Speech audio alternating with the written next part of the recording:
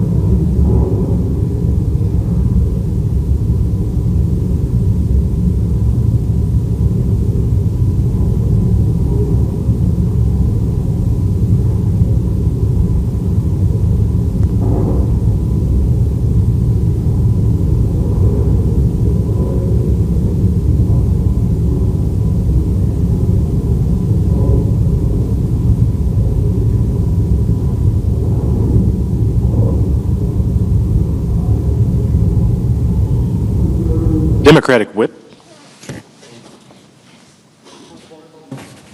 Are we at a quorum call? We are. Ask consent the quorum call be suspended. Without objection. Mr. President, the late Jack Valenti, once Special Assistant to President LBJ, turned longtime President of the Motion Picture Association, once said, and I quote, "Every good speech contains 6 words. Let me tell you a story." I've taken Jack Valenti's advice to heart, and I've often told stories that might otherwise have been ignored. Stories of the most vulnerable members of our community, those who might not be able to obtain the services of a communication agency, white shoe law firms, and high-profile lobbyists. For decades, I've been honored to have one of the best storytellers on Capitol Hill helping me. For more than 20 years, Molly Rowley, my director of speechwriting, has helped shape so many of my spoken words. Monday, June 30th, will mark her final day on my staff. Molly's not from Illinois. Her family hails from Missouri, and she's always happy to remind us and her colleagues that her Kansas City Chiefs are regular playoff contenders and repeat Super Bowl champions. She began her career as a newspaper reporter, but she eventually found her way into public service, writing speeches for New Jersey Governor Jim Florio, the late Senator Harris Wofford of Pennsylvania, and Senator Tom Daschle of South Dakota. In 2005, 20 years ago, Molly came to my office after working for Senator Daschle when he was the Democratic leader of the Senate. Before leaving Senator Daschle's office, Molly had written a compelling floor speech that caught my attention. I went over to Senator Daschle and asked if he had a staffer who helped him write that speech, and he mentioned Molly. Fast forward to 2005, when I was brand new whip of the Democratic caucus, looking for staffers with leadership office experience. Molly was the perfect person to bring on board. Speech writing is part art, part science, but really not either one. It's translating complex policy issues into a compelling narrative. That's not always an easy thing to do. For Molly, her process starts with a simple question. How would this affect the average family in Illinois? She has a knack for turning arcane legislative texts into poetry, and she often did so with little time and even less background. If you were to strike up a conversation with Molly, it would not take long for you to notice her passion for language, creativity, and her deep pride in her Irish roots, like so many in my home state of Illinois. She was able to add some special Irish charm to many of my speech materials over the years, from immigration events to Chicago's notable St. Patrick's Day celebration. And Molly's source material knew no bounds. She would artfully weave into my remarks quotes from our founding fathers, landmark speeches of presidents like Illinois' very own Abraham Lincoln, civil rights icons like Dr. Martin Luther King Jr. and the late Congressman John Lewis, prose of the Irish literary giants James Joyce, William Butler Yeats, and even hit Broadway musicals like Lin-Manuel Miranda's Hamilton. And she excelled at uncovering obscure facts about a small town or community and using it as a centerpiece to tie a speech together. Whether ribbon cuttings for local health clinics, naturalization ceremonies, commencement addresses, or Senate floor speeches, Molly did so much more than prepare the remarks. She found the heart of the story. Molly's interest and commitment to social justice and civil rights has been evident not only in her work, but in the way she participated in life on Capitol Hill. A lot of history has been made in these hallways, and Molly has made herself a part of it, whether chronicling the lying in honor of Rosa Parks, State of Union speeches by President Obama, or being seated in the middle of the room for judiciary hearings on the nomination of Ketanji Brown Jackson to be Justice of the Supreme Court. I'm grateful to have had Molly as a member of my team for all these years and to help me tell these stories. And I'm confident she'll use her gift with words to raise awareness of current events, not just in her community and country, but globally. But first, she will take a well-deserved break and explore Europe with her mom before returning to spend time with her beloved four-legged roommate, Liam. I'll miss Molly's wisdom, skill, and rhetorical flourishes. And I would like to close my remarks with her own words about leaving Capitol Hill, Molly wrote recently, "My favorite part of the Capitol has long been the soft dips in the stairs where the hard marble has been worn down by more than a century and a half of footsteps. Those indentations always remind me that we are part of a great continuum. We do our best while we're here to protect our beloved democracy, and then we move on, hoping and trusting that those who come after us will safeguard this priceless gift. Molly, on your watch, you kept this gift safe. I'm glad to be part of your career on Capitol Hill and the recipient of so much good work. I wish you the best."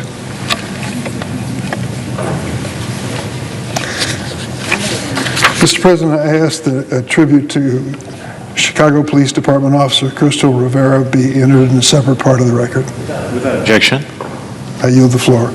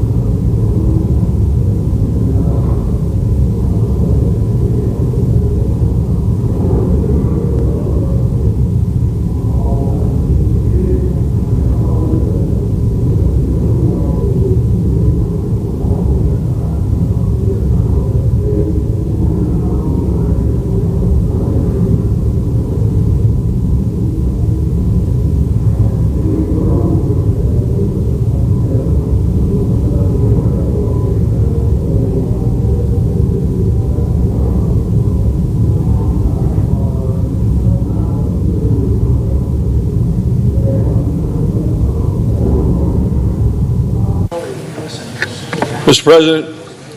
The majority whip. Thank you, Mr. President. I ask unanimous consent the quorum call be vitiated. The Senate is not in a quorum call. Okay, thank you very much, Mr. President. Mr. President, yesterday the United States Senate, can we have order, Mr. President? Order. Thank you, Mr. President. Mr. President, yesterday the United States Senate got an update from the administration about Saturday's strike on Iran. We heard from Secretary of State Marco Rubio, Secretary of Defense Pete Hegseth, Central Intelligence Agency Director John Ratcliffe, and General Dan Kane, who is Chairman of the Joint Chiefs of Staff. They told us, beyond a doubt, the Iran strikes were successful. Two things are clear. One, President Trump protected our country. And two, America drew a red line on Iran, no nuclear weapons, and President Trump enforced it. Every recent president has said a nuclear Iran is unacceptable. Bill Clinton said it, George W. Bush said it, Barack Obama said it, Joe Biden said it. Even Senate Minority Leader Chuck Schumer said back in 2015, if there is only a 10% chance Iran uses a nuclear weapon, it is vital we prevent it. That's exactly what President Trump did, and he did it effectively. For over 40 years, Iran has targeted, threatened, and terrorized the United States and our allies. We know from our own intelligence and from independent experts that Iran was dangerously close to getting nuclear weapons. My colleagues on the other side of the aisle have called for diplomacy. Well, President Trump tried diplomacy for months. President Trump laid down guidelines and deadlines, and then he drew a red line. Iran used diplomatic talks to stall. It did so as it continued to race toward a nuclear weapon. As Commander-in-Chief, President Trump has the full authority to act. He did so consistent with Article 2, Section 2 of the Constitution, and he did so decisively. It was a limited, powerful, and precise strike. It was aimed specifically at Iran's nuclear facilities, not at Iran's leadership, not at the Iranian people. And here's more good news. No American lives were lost, absolutely none. This was a powerful message to Iran, but not just to Iran, also to Russia, to China, to North Korea, and anyone else who is an adversary of the United States. The message is this: America means what it says, and America will keep our people safe. Now, Democrats, of course, rushed to turn this successful strike into a political fight. Even today, they're forcing the Senate to vote this very afternoon on a resolution that says the president lacked the authority to do what he did.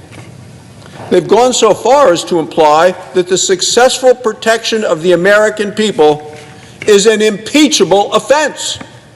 Democrats are calling for the president's impeachment because of his successful attack on the Iranian nuclear program. Mr. President, national security should be something that unites us. But let's not forget, Democrats have said presidents can act without a vote of Congress. They've said it many times in the past. Recall when President Obama struck Libya in 2011. Speaker Nancy Pelosi said Congress wasn't needed because the strike was limited. Now that there is a Republican in the White House, what we're seeing is that Democrats are suddenly trying to rewrite the rules. National security moves fast. That's why our Constitution says give the commander-in-chief real authority. President Trump seized the moment. He did it responsibly, he did it decisively, and he did it constitutionally. America and our allies are safer today because of it. And the resolution from Senator Kaine that we're voting on today, I believe it's not needed, and I most certainly will oppose it. If passed, it would prevent the president from protecting us in the future. I urge all of my colleagues to reject it. Mr. President, on a related matter, the Iranian airstrike is about more than nuclear weapons. It's about also the threat of terrorism.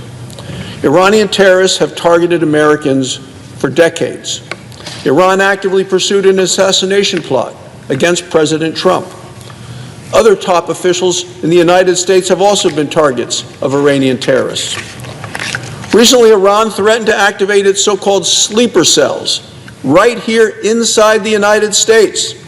Let that sink in. This is an urgent reminder that national security starts with border security.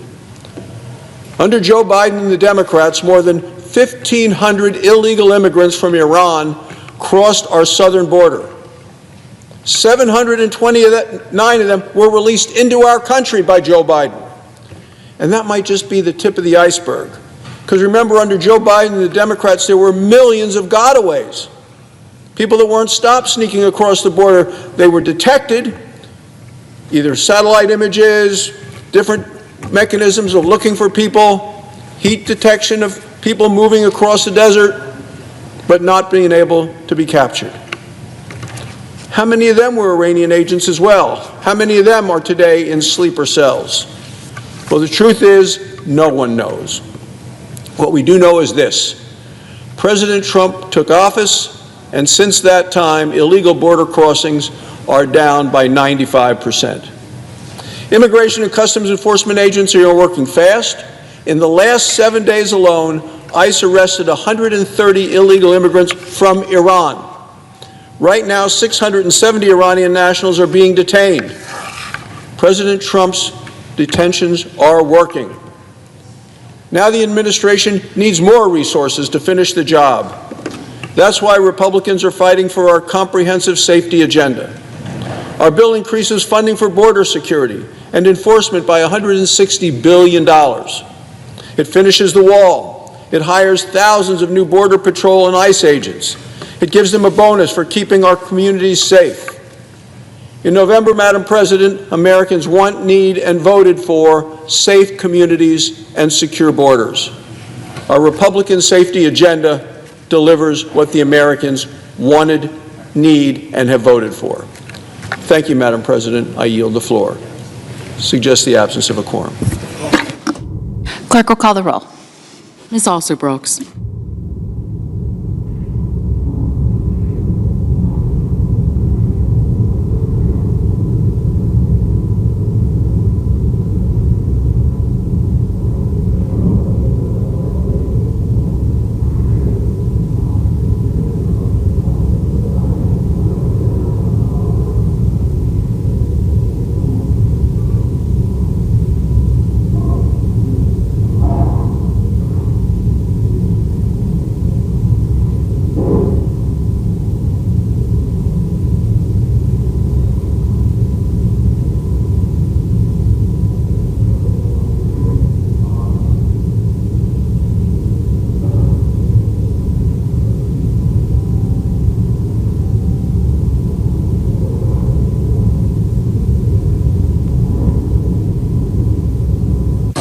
Madam President. Democrat leader. The quorum. I ask unanimous consent the quorum be dispensed with. Without objection. Madam President, excuse me one second.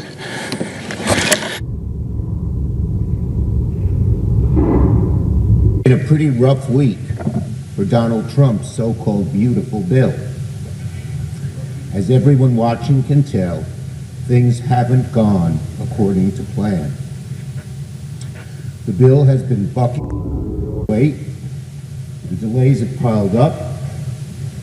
Oh.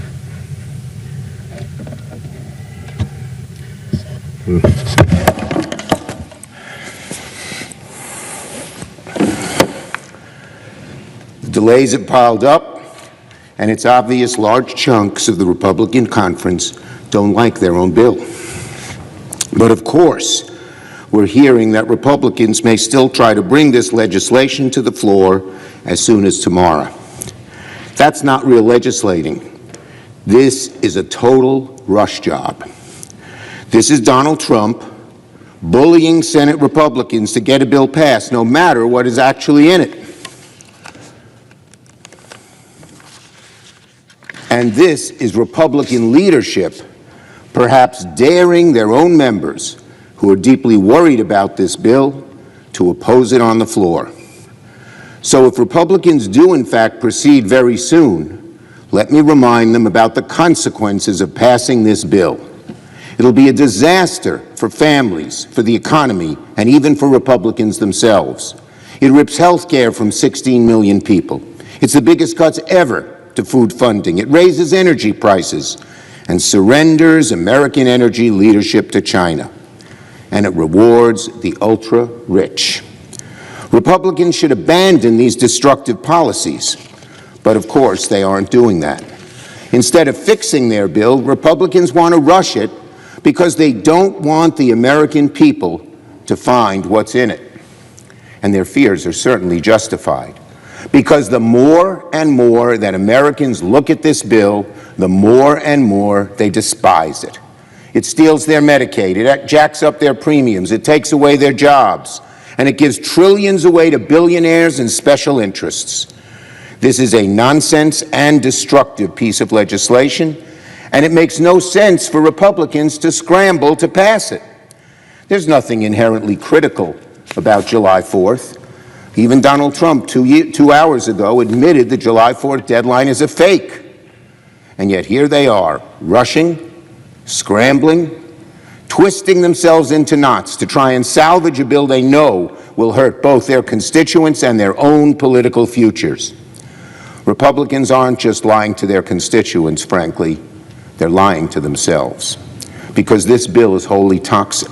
Here's what Republicans should do. They should not let Donald Trump bully them. They should hold firm and tell Donald Trump his big, beautiful bill is a disaster, a betrayal of the American people. Republicans should keep their own promises not to cut Medicaid. They should listen to the critiques of some of their own colleagues, like Senator Tillis, who reportedly said behind closed doors, "This will be devastating to my state." Or Senator Justice, who said, quote, "Our rural hospitals are going to have a tough time. You may have to hold your nose and vote for disagreeable policies." Senate Republicans should listen to their own words. They should ignore fake deadlines and stop the rush job. I yield the floor. Note the absence of a quorum.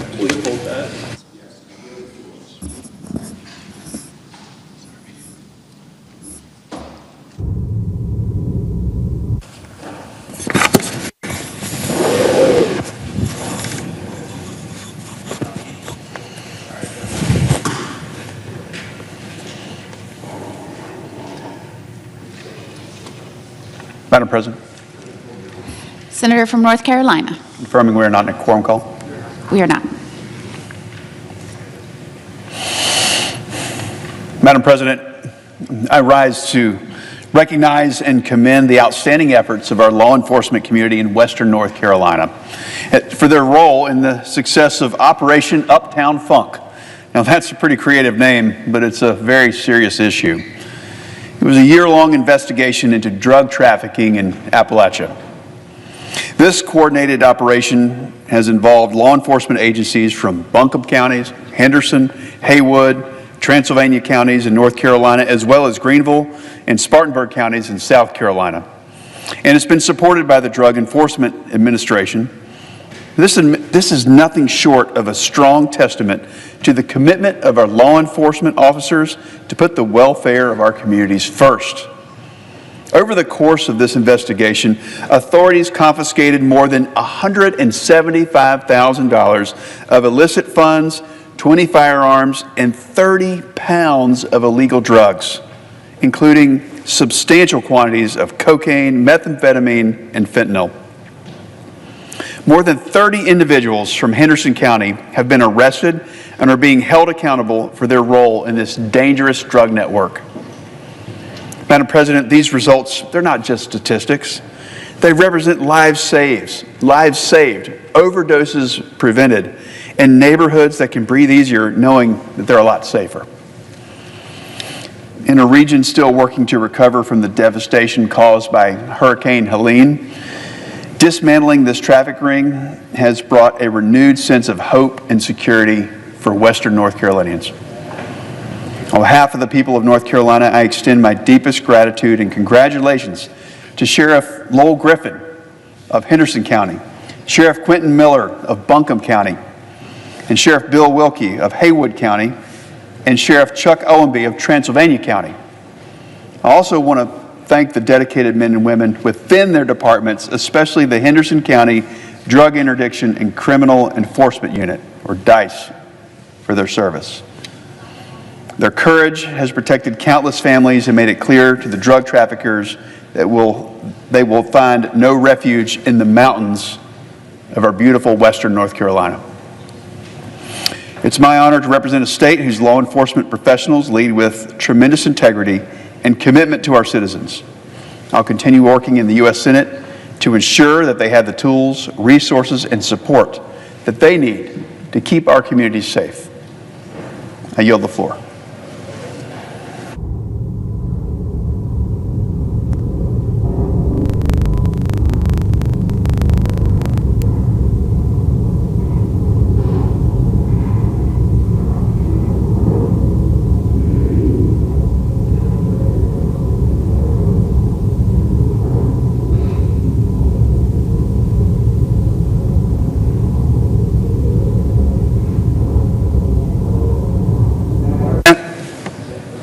Senator from Virginia. Pursuant to Section 601B of the International Security Assistance and Arms Control Export Act, I move to discharge the Committee on Foreign Relations from further consideration of SJ Res 59 to direct the removal of United States Armed Forces from hostilities against the Islamic Republic of Iran that have not been authorized by Congress.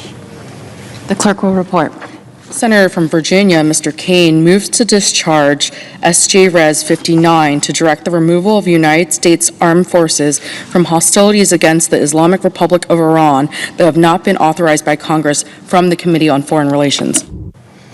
Madam President, we will begin a couple of hours of debate on this resolution prior to a vote that I understand is scheduled around 6 or maybe a little bit thereafter.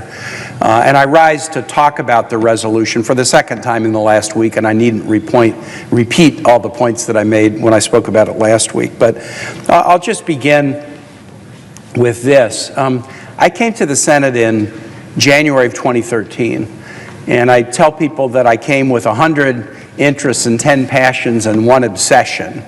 And the obsession that I brought with me to this body was an obsession that I would do everything possible I could to stop the United States from getting into an unnecessary war.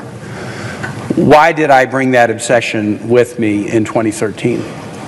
I brought it with me because of the experience in Virginia during 2 wars over the course of 20 years from 2001 to 2021. I was governor of Virginia from 2006 to 2010. I was lieutenant governor of Virginia before that. And like every state in this country, Virginia was deeply, deeply affected by the global war on terror.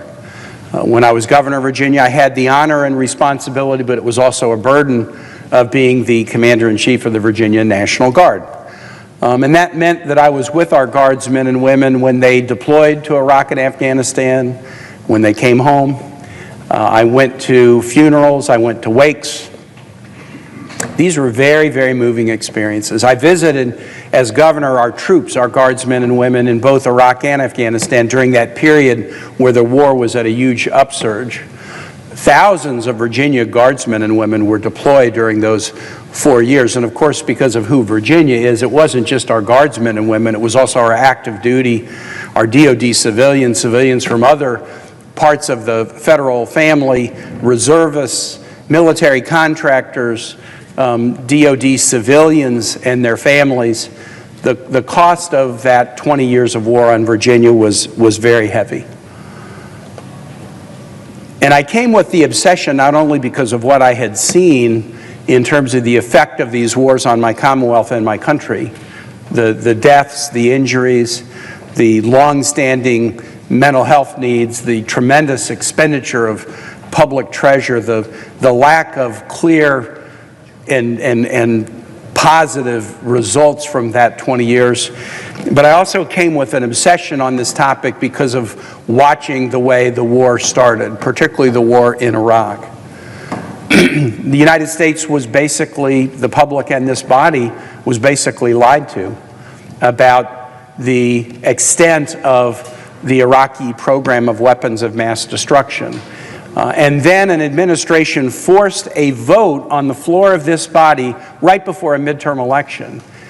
The debate and vote occurred in October of 2022. I remember at the time I was lieutenant governor and I was paying attention to this, and I thought, what's the urgency about this debate in October of 22, right before a midterm election? You might remember the United States didn't even invade Iraq until March of 2023. There was no urgency. There was none. But it was determined to be politically expedient to force a debate before a midterm election to try to give one party an edge in those midterms. Yeah, there was a vote, but it was timed and structured for political rather than military reasons, and thousands of Americans, both soldiers and contractors, lost their lives as a result. And so I came to this body fully believing that, yes, I'm only one of 100, but I'm going to do everything I can to make sure the United States doesn't get into an unnecessary war, and that if the issue ever arises, Congress needs to fully debate any military mission before he sends our sons and daughters into war. Now, Madam President, I say this as a senator from, I'm going to argue this, and the President will challenge me on this, but I'm going to say Virginia is the most pro-military state in the United States. Our military bases, our veterans population, our reservists, our Guard, our military families, our DOD civilians. Our map is a map of American military history. Yorktown, Appomattox, the Wilderness, Fredericksburg, 9/11 attack on the Pentagon. Everything about Virginia is connected to our nation's military mission. I know the President would make the same claim about Florida's connection to our military, and this would be a virtuous competition as we would all talk about how pro-military our states are, but I believe this deeply about Virginia. My dad was an Army officer. One of my kids is a Marine officer. I mean, this is family. And I'm connected deeply as a member of the Armed Services Committee to all of our military community. And I'm not a pacifist. Every year I work on the Armed Services Committee to help write a defense bill and try to get it passed. I whip votes on the floor for military aid packages to allies. There's bad folks in the world. The United States needs to defend itself, and it needs to work with allies to help them defend themselves. But our troops, our sons and daughters, deserve to have wise civilian leadership that only make the decision to send them into war on the basis of careful consideration and a debate before the entire public. The other night when I spoke on the floor, I pointed out the history of the way the framers of our Constitution grappled with this question in 1787, and to just make it simple, they decided, contrary to the history of the world and the way virtually every other country did it, they decided that war was too big a decision for one person. I mean, they were making this decision at the time that George Washington was president. He was very respected and admired. He was a wartime general, deeply respected. But as much as they respected leaders like George Washington, they said, war's too big a decision. It's too big a decision for one person. And so they wrote a constitution that said the United States should not be at war without a vote of Congress.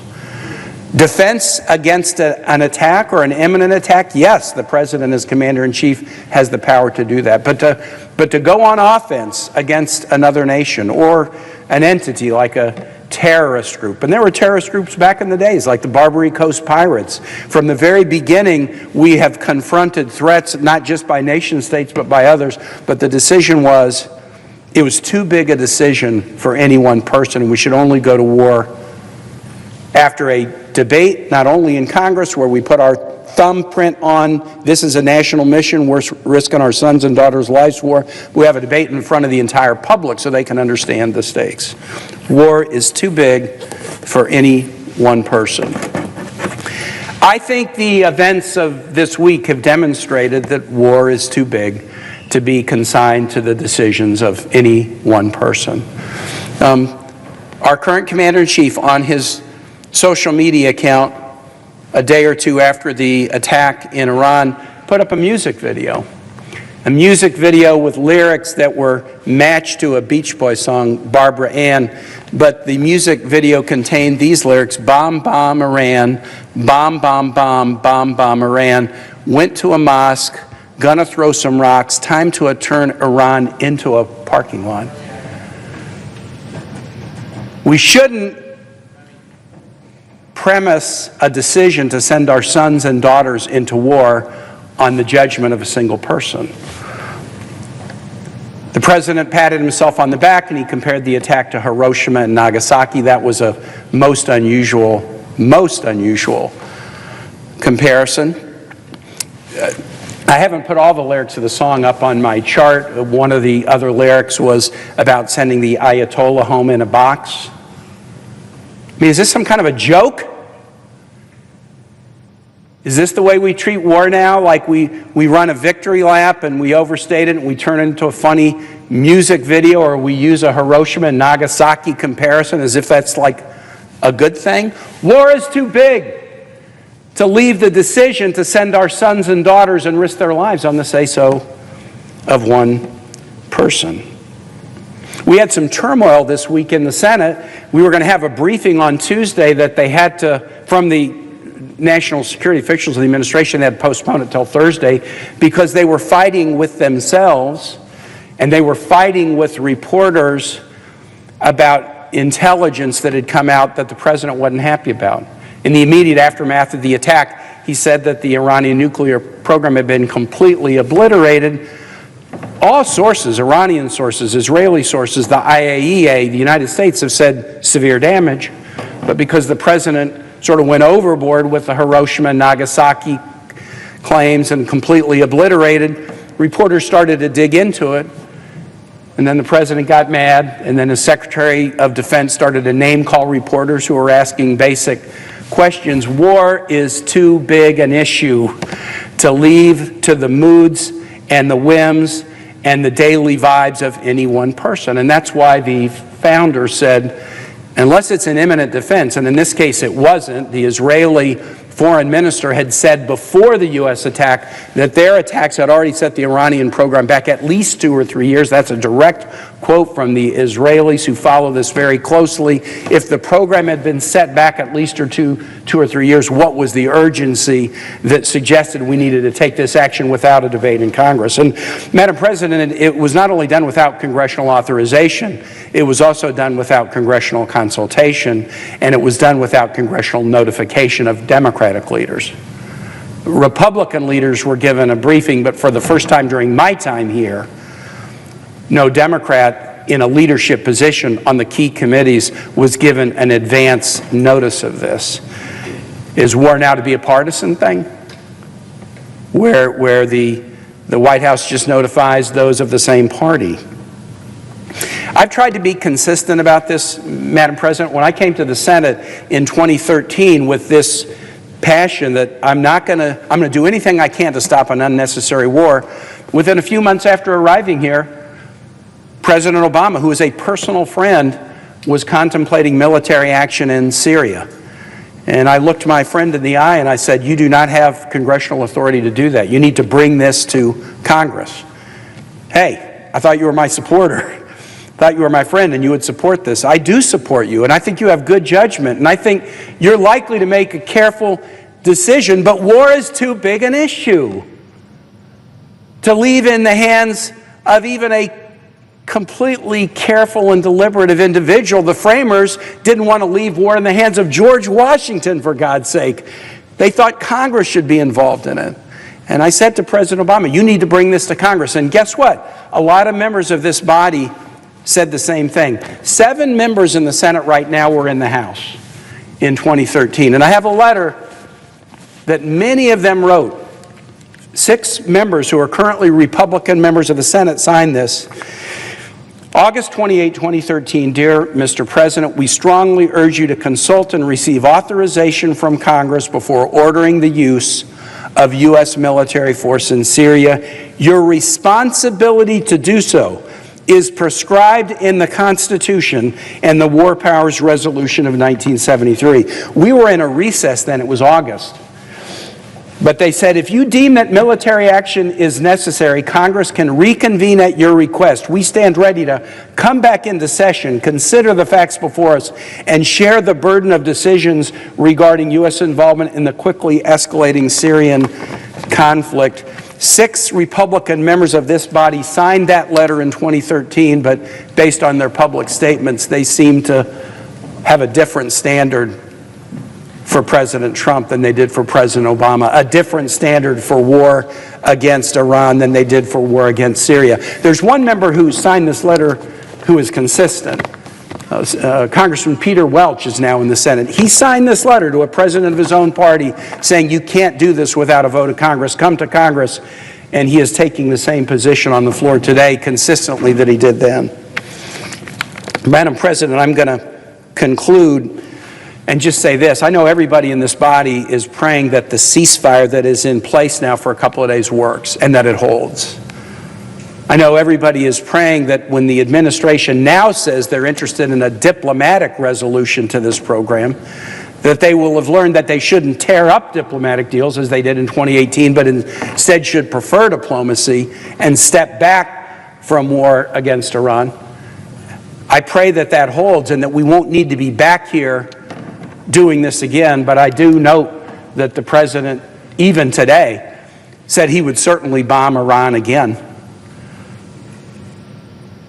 I'm hoping, I'm realistic, but I'm hoping that members of this body will stand up for the Constitution, will stand up for the proposition that war is too big to be decided by one person, will stand up for the principles that they articulated pretty clearly when it came to President Obama thinking about taking war into Syria. At that moment, when we urged President Obama to do that, he didn't use military force. He did bring it to Congress. We had a debate in the Foreign Relations Committee. We passed an authorization, and in that debate, Syria stepped forward and said they would give up their chemical weapons program. Diplomacy achieved a result, just as diplomacy achieved a more effective control of the Iranian nuclear program, even than the bombs that we dropped last Saturday until it was torn up. I pray the ceasefire continues, but I fear we're going to be back here on this floor.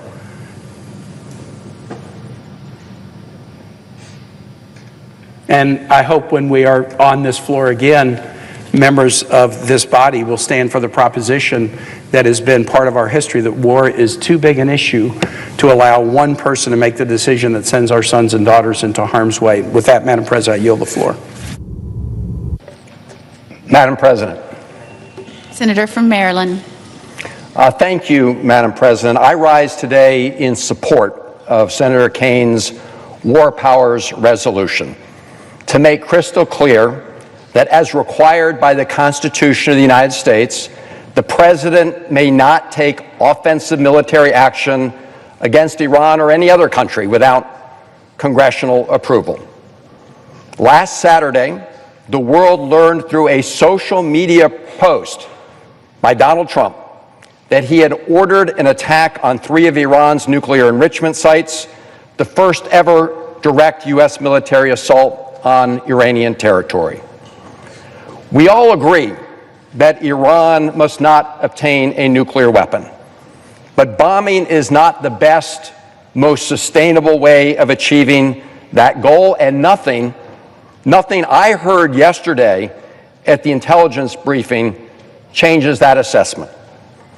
The bombing attack was also a clear violation of the U.S. Constitution, which reserves to the Congress the power to declare war. And make no mistake, initiating a bombing attack against another country is not only a matter of foreign policy, it is an act of war. For anyone who claims otherwise, I ask them to consider this. What would we have said if Iran or any other country had flown bombers over our country and struck our facilities? We would rightly call it what it was, an act of war. While the President has the authority to defend the United States when attacked, Article 1 of the Constitution vests the responsibility to go to war explicitly and exclusively in the Congress, not in one person in the Oval Office. James Madison put it best in 1793 when he wrote, and I quote, "In no part of the Constitution is more wisdom to be found than in the clause which confides the question of war or peace to the legislature and not to the executive. The trust and temptation would be too great for any one man," unquote. That's why the framers of the Constitution designed a system of checks and balances to stop the government from ignoring the will of the American people. And the American people absolutely do not want the United States to be dragged into more unnecessary wars. So, Madam President, beyond the debate over the particular politics or policy of President Trump's decision to attack Iran, this debate is about the rule of law. And no president, past, present, or future, is above the law. Those strikes violated American law, and prominent legal experts have said they also violated international law. The fact that there is now a ceasefire in place does not obviate the need to pass this resolution.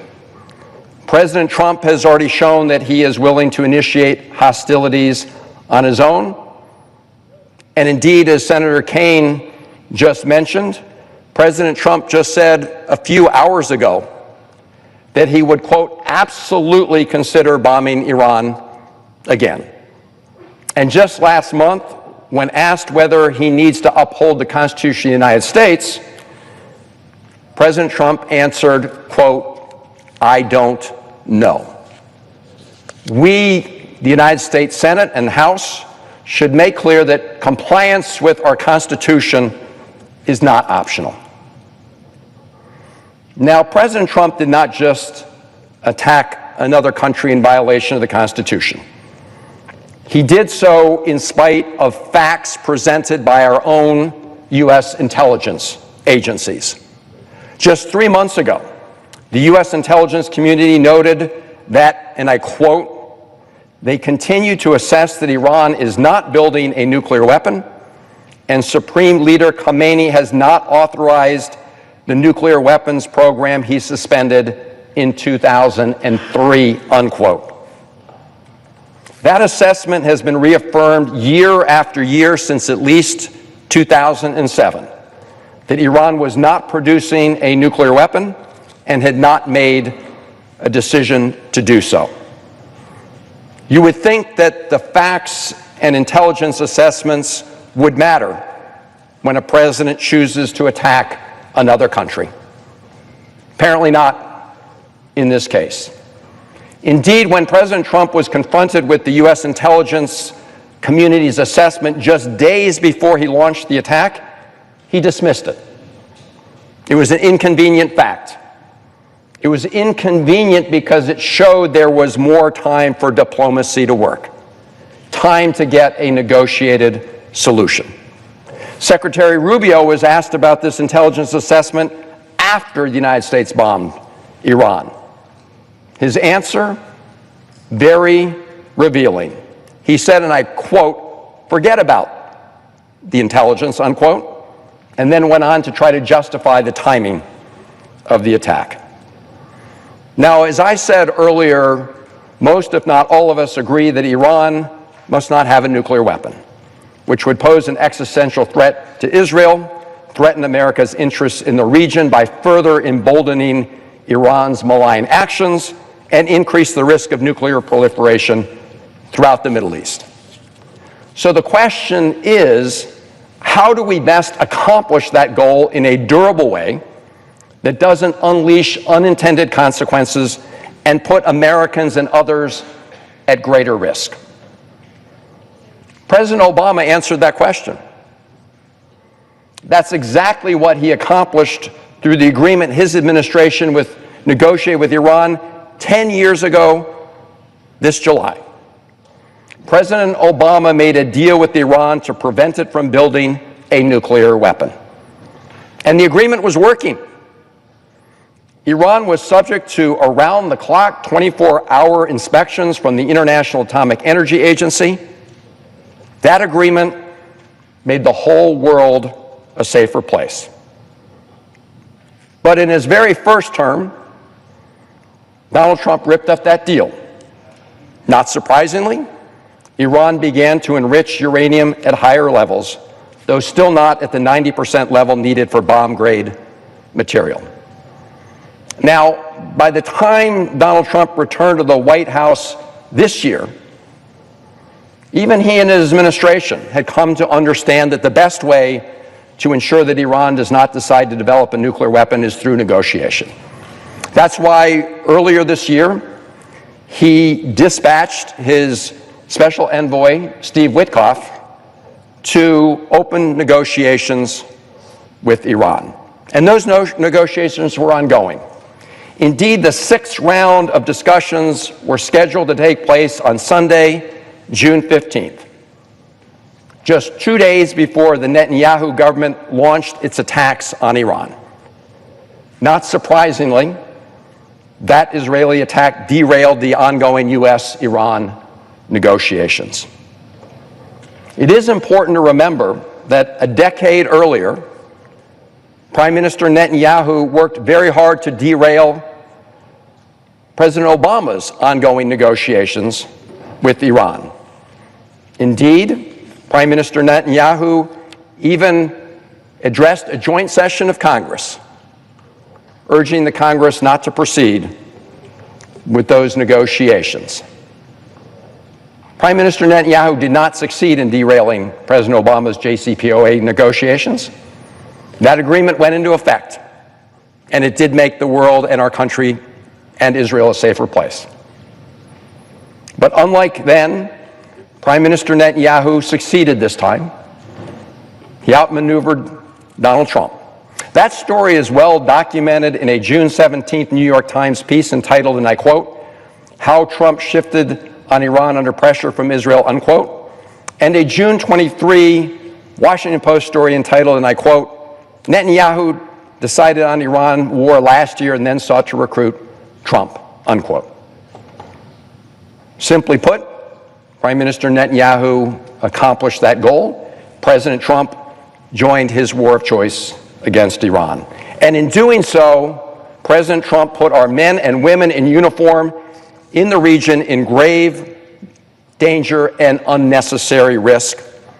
Following the attack, Iran fired 14 missiles at a major U.S. airbase in Qatar.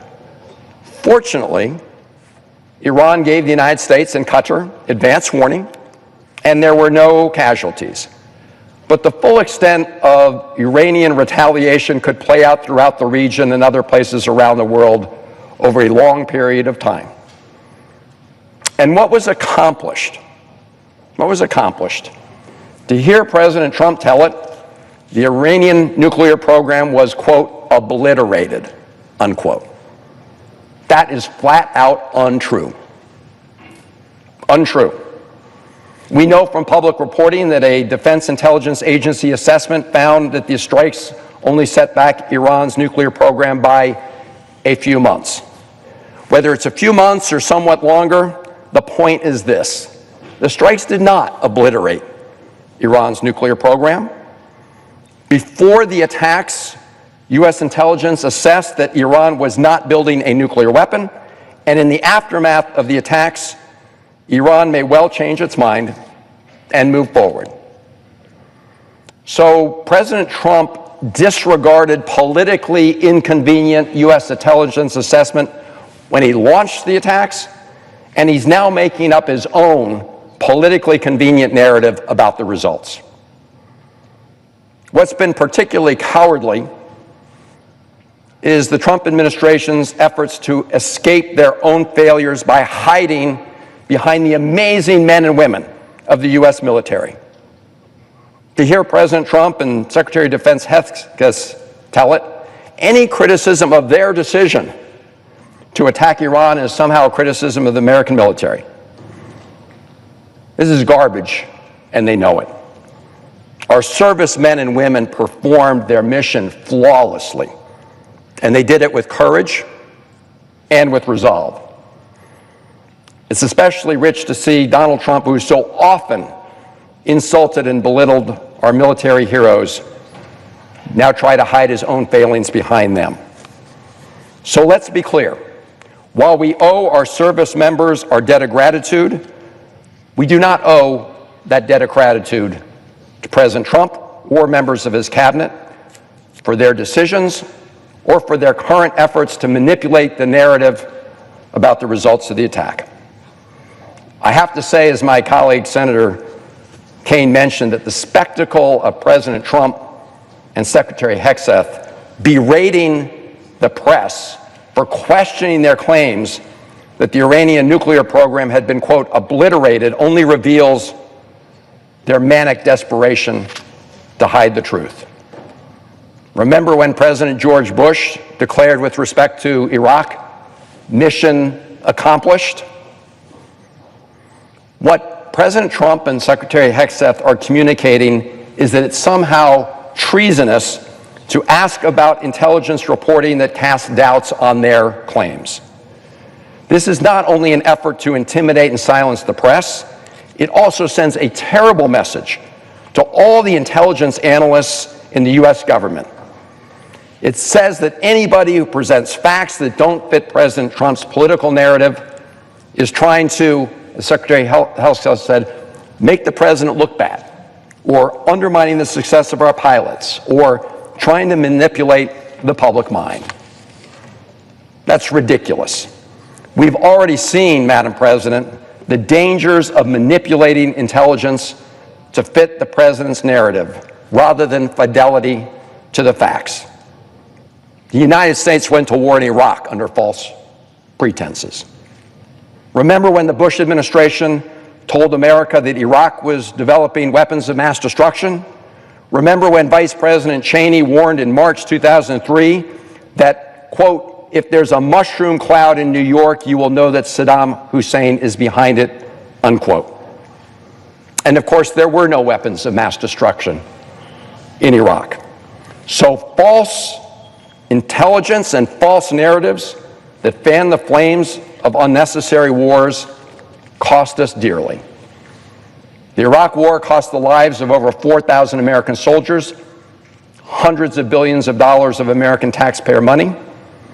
The war upended the region, killed hundreds of thousands of Iraqi civilians, strengthened Iran, and unleashed ISIS on the world. It was the worst U.S. foreign policy blunder in a generation. Madam President, the Trump administration has now created a culture of fear and retribution throughout the federal government. We've already seen patriotic federal employees be fired for telling the truth. Whistleblower just filed a complaint the other day. He'd been at the Justice Department. He said, I didn't sign up to lie. So the real challenge is this. The president has not obliterated the Iran nuclear program, but he is doing everything he can to obliterate the credibility of the U.S. intelligence community so he can invent his own reality without contradiction. That's why it's more important than ever that Congress stand up for the Constitution and insist that the president cannot initiate hostilities without approval from Congress. That's what this resolution asks. It asks, do you support the Constitution and the role it gives the Congress to declare war?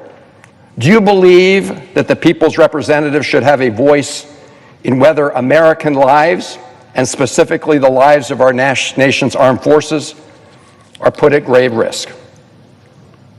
We owe it to our troops, we owe it to the American people to ensure that no president, not this president or any other, can unilaterally commit our nation to go to war. The Constitution does entrust that responsibility to us. Let's not abdicate it. Colleagues, I urge you to vote yes on the Kane War Powers resolution, and I yield the floor.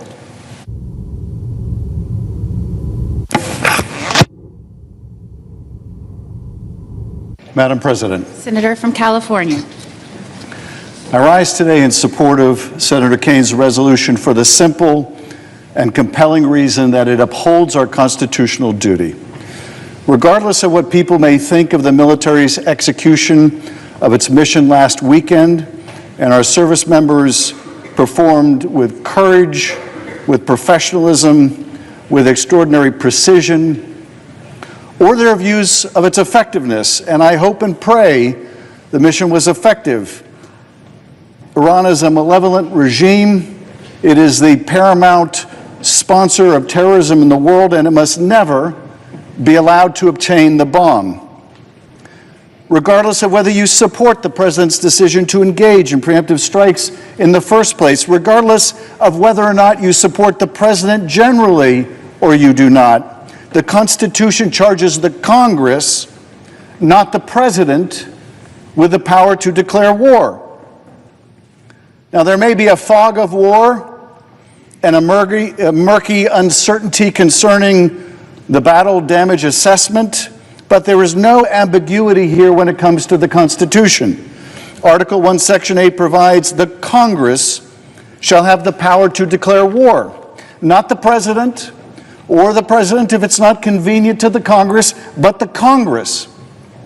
And this body, for far too long, has been allergic to the responsibility it has to govern the use of military force.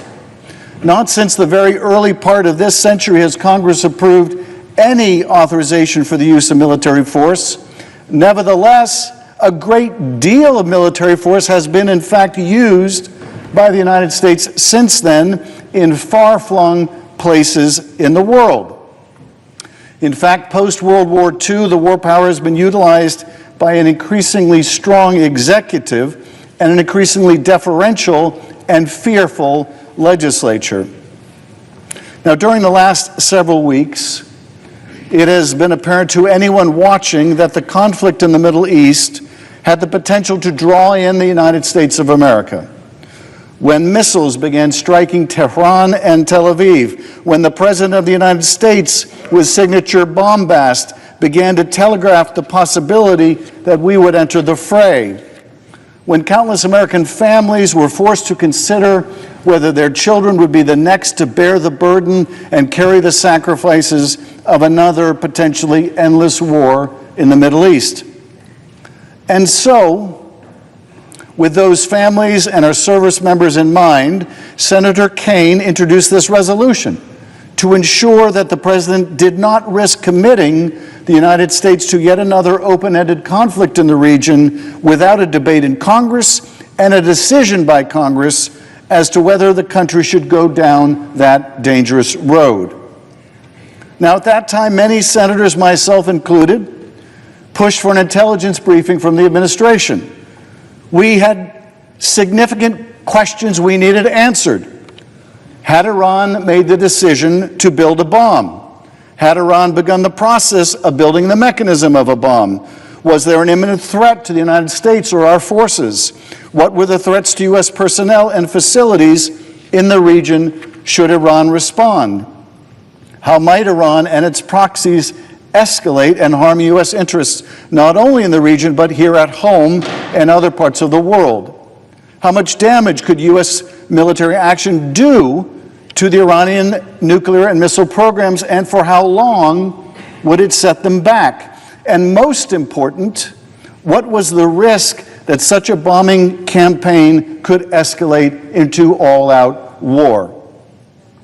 Days passed. No briefings. Even after last Saturday's strikes, still no briefing. Not until yesterday did the administration come to Congress to answer the most basic of questions. And only after suggesting, it was reported, that they would potentially choke off further information to the Congress.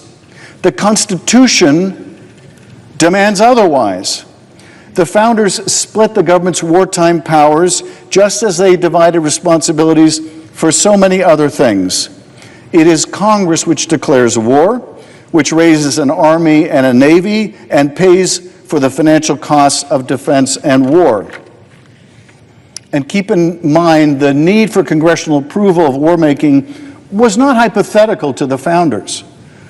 The United States had just fought a war against a king, and the founders did not want to put the power to start another war in the hands of any single person. The framers put their thinking on parchment. And in a letter to Thomas Jefferson in the summer of 1789, James Madison reflected on how they had approached this question of war power, which was the subject of much debate in Philadelphia at the Constitutional Convention.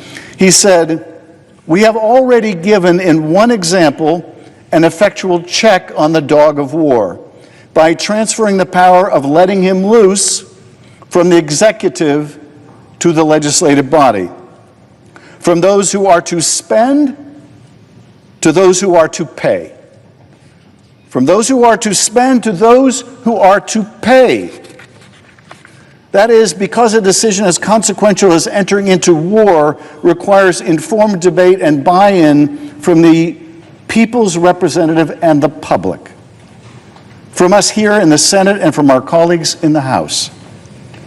Because we need to weigh the benefits and the risks for our constituents and for the country as a whole. Because a decision like this one should be insulated from partisan politics and not made with haste or with blinders on. There are perhaps senators in this body who will say this debate is no longer needed. The mission is over. Iran has backed down. A lasting ceasefire is in place. The threat has passed. And I would say to them, I don't know that to be true, and neither do you. And on behalf of all those who could and would pay, we should not allow this great and solemn power to make war to be usurped any longer.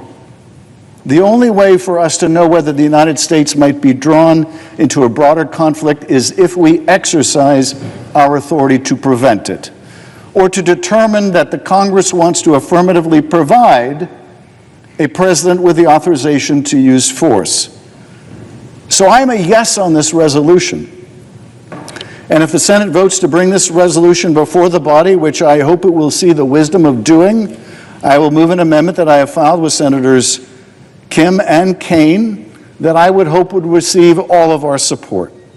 Our amendment makes clear what is implicit in Senator Kaine's resolution already, and that is that terminating the use of U.S. armed forces against Iran does not affect the ability of the United States to defend itself, to share intelligence with Israel or our other partner nations, or to assist them in taking defensive measures to protect themselves from an attack by Iran or its proxies. Our intent in this amendment is to make it crystal clear that calling up and passing this resolution would in no way restrict the United States' ability to defend itself or our partners. And with that question settled, we should be able to turn to the real need for this debate. Should this Congress continue to abdicate our constitutional duty to an administration that at every turn has deemed us irrelevant?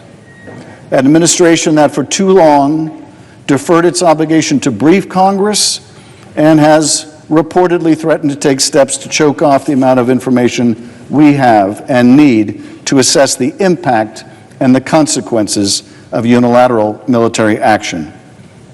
An administration that openly disdains and threatens a free press, ignoring the fact that our fourth estate exists to ask questions for the people, even if those questions are uncomfortable, especially when those questions are uncomfortable, and shine a light on the places where tyranny and despotism can grow and foster and fester. Because here's the bottom line. Article 1, Section 8 says, the Congress shall have the power to declare war.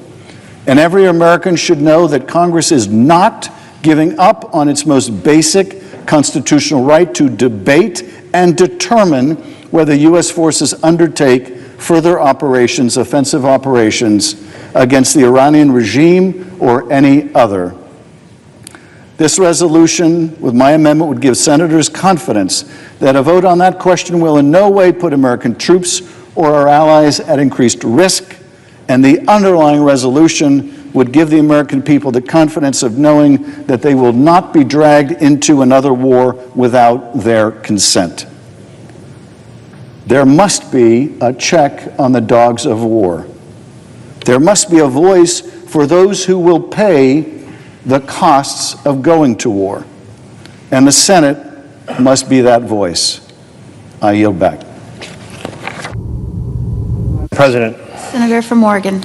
I greatly appreciate the comments from my colleague from California, and particularly appreciate that my colleague from Virginia, Senator Kaine, has proposed this War Powers Resolution, a resolution that reaffirms a basic principle: that decisions of war and peace belong under our Constitution to Congress, not to the President.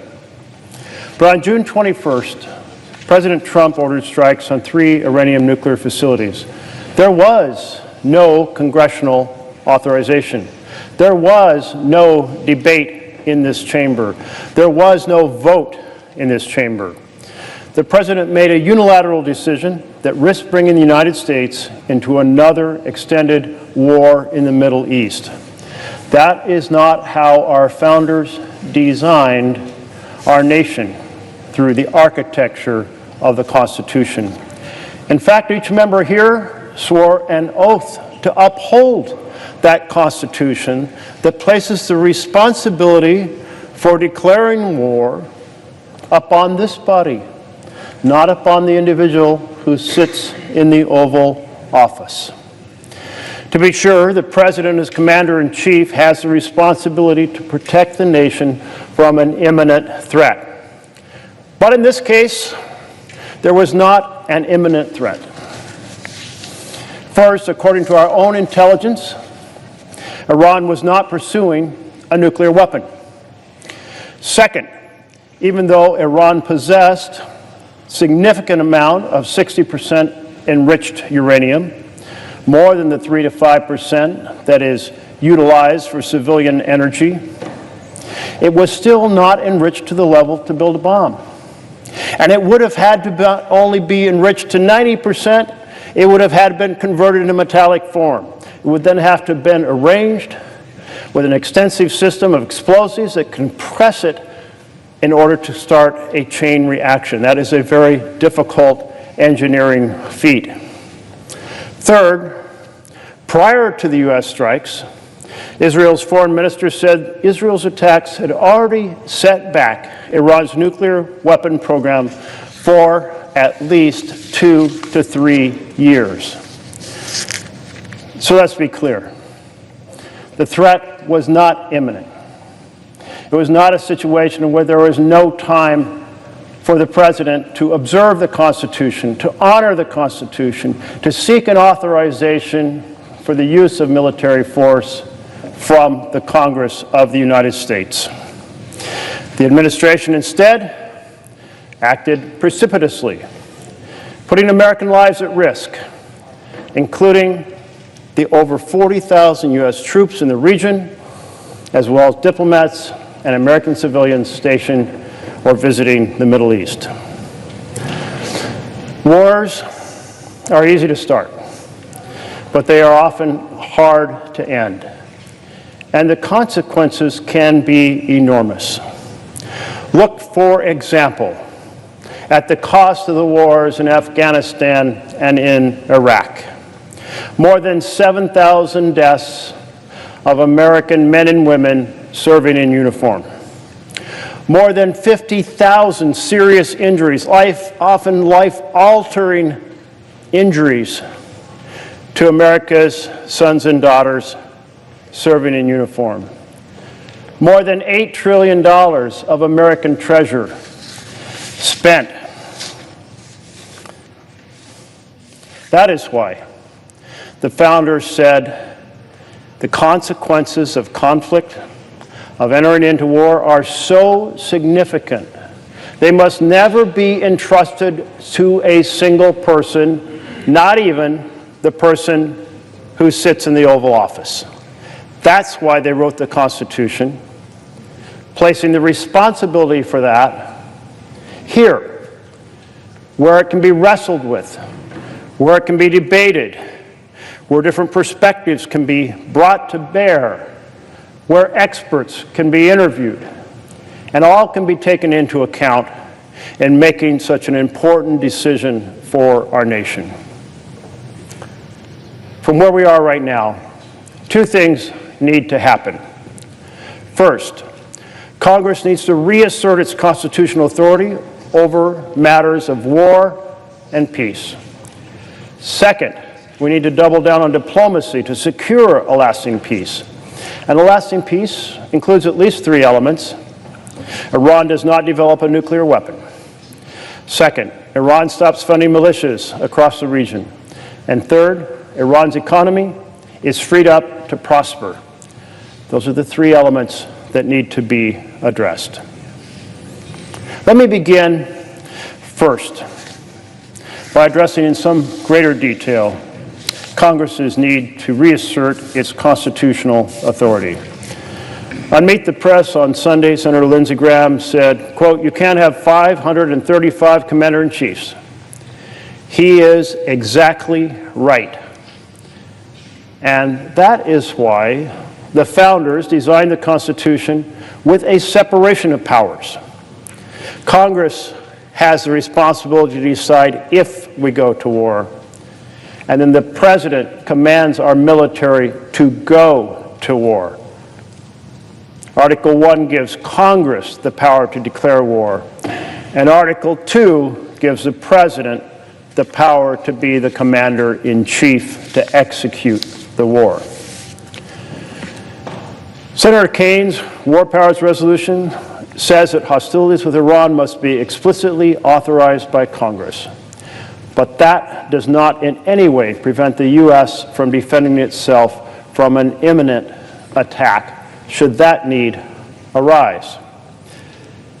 This is a privileged resolution, meaning that we will have the opportunity to wrestle with it, and we will be voting on whether to do so later today. This resolution is urgently needed. We are already in the throes of a slide into an authoritarian state. Our president has been ignoring the Constitution or violating the Constitution by violating the rule of law that applies to the executive branch, by ignoring or suppressing or circumventing due process, the very issue that protects all of us from an overbearing executive. In fact, it is the defender of our freedom. Third, stiff-arming the courts. And fourth, seizing Congress's power of the purse. And then this week, it was reported that Trump will limit intelligence sharing with Congress. Another brazen attempt to centralize powers in the executive in a strongman presidency. With this resolution, Senator Kane's resolution, Congress can reassert its constitutional authority as a co-equal branch of government, can stop this president from seizing even more dangerously unaccountable power. In addition to Congress taking this act, there is an urgent need for diplomacy in order to secure a lasting peace in the Middle East. That lasting peace includes the three elements that I mentioned: that Iran does not have a path to developing a nuclear weapon, that it stops funding militias across the region, and that Iran's economy is freed up to prosper. They can re-enter international commerce. It's already clear that diplomacy is not just essential, but that it is effective. In 2015, the United States helped negotiate the Joint Comprehensive Plan of Action, better known as the Iran nuclear deal, which blocked all paths for Iran to acquire a nuclear weapon. It blocked the plutonium path. It blocked the uranium path. It blocked the covert path. That deal was so important for global security that it involved the United States, Russia, China, the United Kingdom, and France, all working together to create that framework in partnership with Iran. And Iran accepted massive inspections and oversight from the International Atomic Energy Agency to make sure that you not only had an act of trust, but lots of acts of verification. The deal worked. Iran was not developing a nuclear weapon. Instead, they dismantled their plutonium-based Iraq heavy water reactor. They agreed not to enrich uranium beyond 3.67%, and they didn't do so. They shipped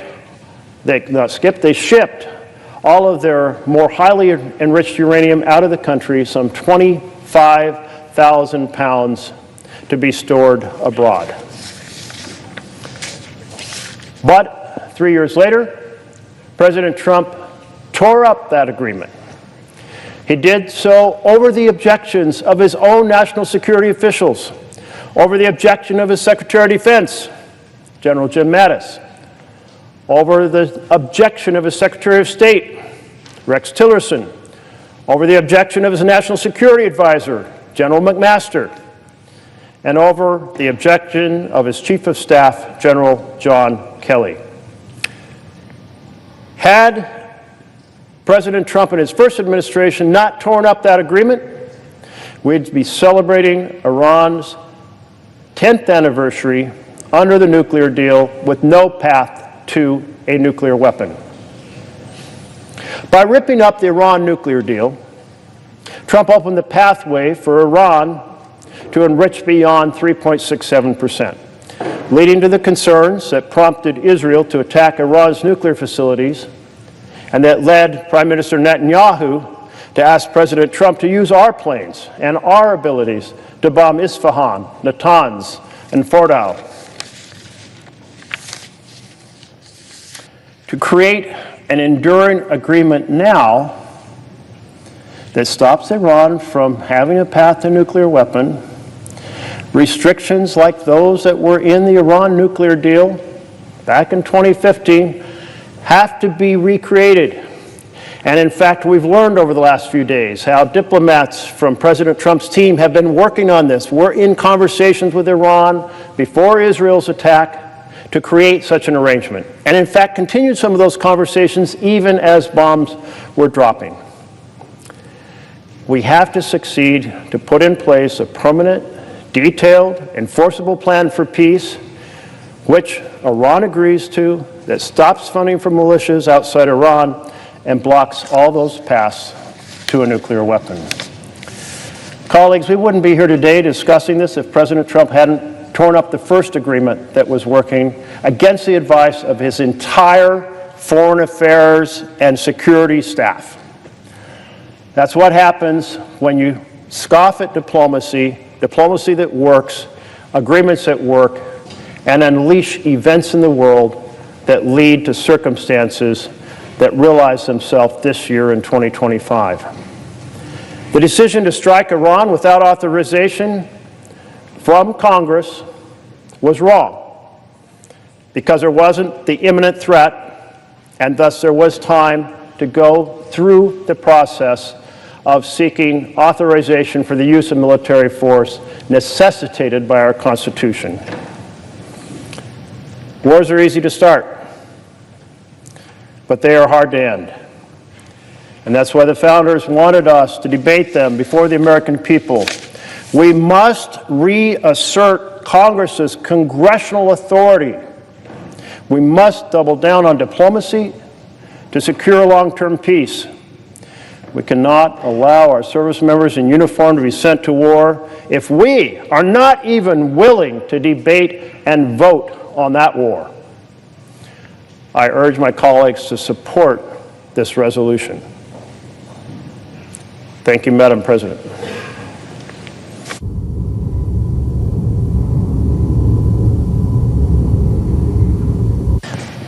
Madam President, Senator from Vermont. I do not want the United States of America to be involved in yet another regime change war in Iran. Have we not learned anything from what happened in Iraq? We deposed Saddam Hussein and all hell broke loose. That was a war of regime change. No sense, since it wasn't related to 9/11. We had a regime change war in Afghanistan and then went on to embrace nation building. Thousands of Americans, men and women, who answered the call of the president, reported for duty, lost their limbs, are suffering today with PTSD. Trillions of taxpayer dollars have been spent and wasted. And yet in the Middle East, the flashpoint now is Iran. And we came within an eyelash of getting dragged into yet another war where the goal was regime change. Mr. President, I want to acknowledge the professionalism of our Air Force and our men and women in the military. The strike they were ordered to perform, they executed flawlessly. To them, I extend my congratulations. But the question for us is who authorizes the use of force? Our men and women will do what it is the Commander-in-Chief requires and do what it is Congress authorizes. We all have confidence in that. But this was a wake-up call for us because we came within an eyelash of being in a conflict where the goal would have been the Netanyahu goal of regime change. And what we did in this action with the president's decision to send our bombers in at the request of Netanyahu was essentially put in the hands of the Iranian government the question of how far this war would go. Would they turn the other cheek, which is essentially what they did, or would they retaliate in a way, as President Trump said, that he would rain hellfire on them and have us in a war? The point here of the Kane resolution is that if this country is going to make that decision, it must be Congress that authorizes that decision. It must be Congress that has the debate about what are the national security concerns, what are the costs, and what are the benefits. We can't simply bypass that and continue to abdicate our responsibility and congressional authority and duty. And that's why this resolution is so important. Now, this question of how do we get here? You know, wars oftentimes happen not by design. You stumble into it. And that is what almost happened here. We do not want a nuclear Iran. There's nobody in this United States Senate that wants a nuclear Iran. Russia doesn't want a nuclear Iran. China doesn't want a nuclear Iran. And our presidents, bipartisan, have worked hard to make certain that Iran didn't have it. And the Obama agreement was working. After President Trump was not President Trump, he challenged the agreement. When he got elected, he tore it up. But he saw at some point the wisdom of diplomacy. And he was engaged in active negotiations about a non-nuclear Iran and was making progress on those. That was objected to by Prime Minister Netanyahu. He was against the JCPOA that Obama was negotiating, and actually, as a foreign leader, came to this United States Congress and gave a speech in conflict with the Commander-in-Chief of the United States, where he lobbied in this Capitol against entering into an agreement that ultimately made us more secure. That determination on his part continues. And the biggest act of sabotage to the Trump negotiations on a nuclear agreement was the bombing campaign that Netanyahu did that sabotaged those talks. Now again, I say congratulations to our men and women in uniform who, when they were ordered by the president to do the strike on the nuclear facilities, did it and did it well. But we should not at all discount how precarious that situation was for our country. It was a result of a decision by Iran to turn the other cheek, to disregard the attacks, and basically not escalate. And I'm so glad they did. And the president showed temperance there himself. But we can't be putting ourselves in a position where our future, and whether we do get in a war, is based on actions of other people, particularly folks who run Iran. So if we are going to protect the national security, if we are going to protect the men and women of this country who will always respond to the call of the Commander-in-Chief, that's what makes them such wonderful patriots. They cede the authority to make a decision about whether they are put in harm's way to the men and women who serve in the Congress of the United States and the Commander-in-Chief. That's a profound responsibility that each of us has to debate the question of whether we should commit this country to war. So this resolution is absolutely vital. Vital to the well-being of this country, to the humility that is required of a country before it makes the ultimate decision to ask the men and women who are citizens of our country to potentially sacrifice their lives for the well-being of this country. Mr. President, I urge my colleagues to support the Kane resolution. I yield back. Mr. President. Senator from Kentucky. The Constitution is clear.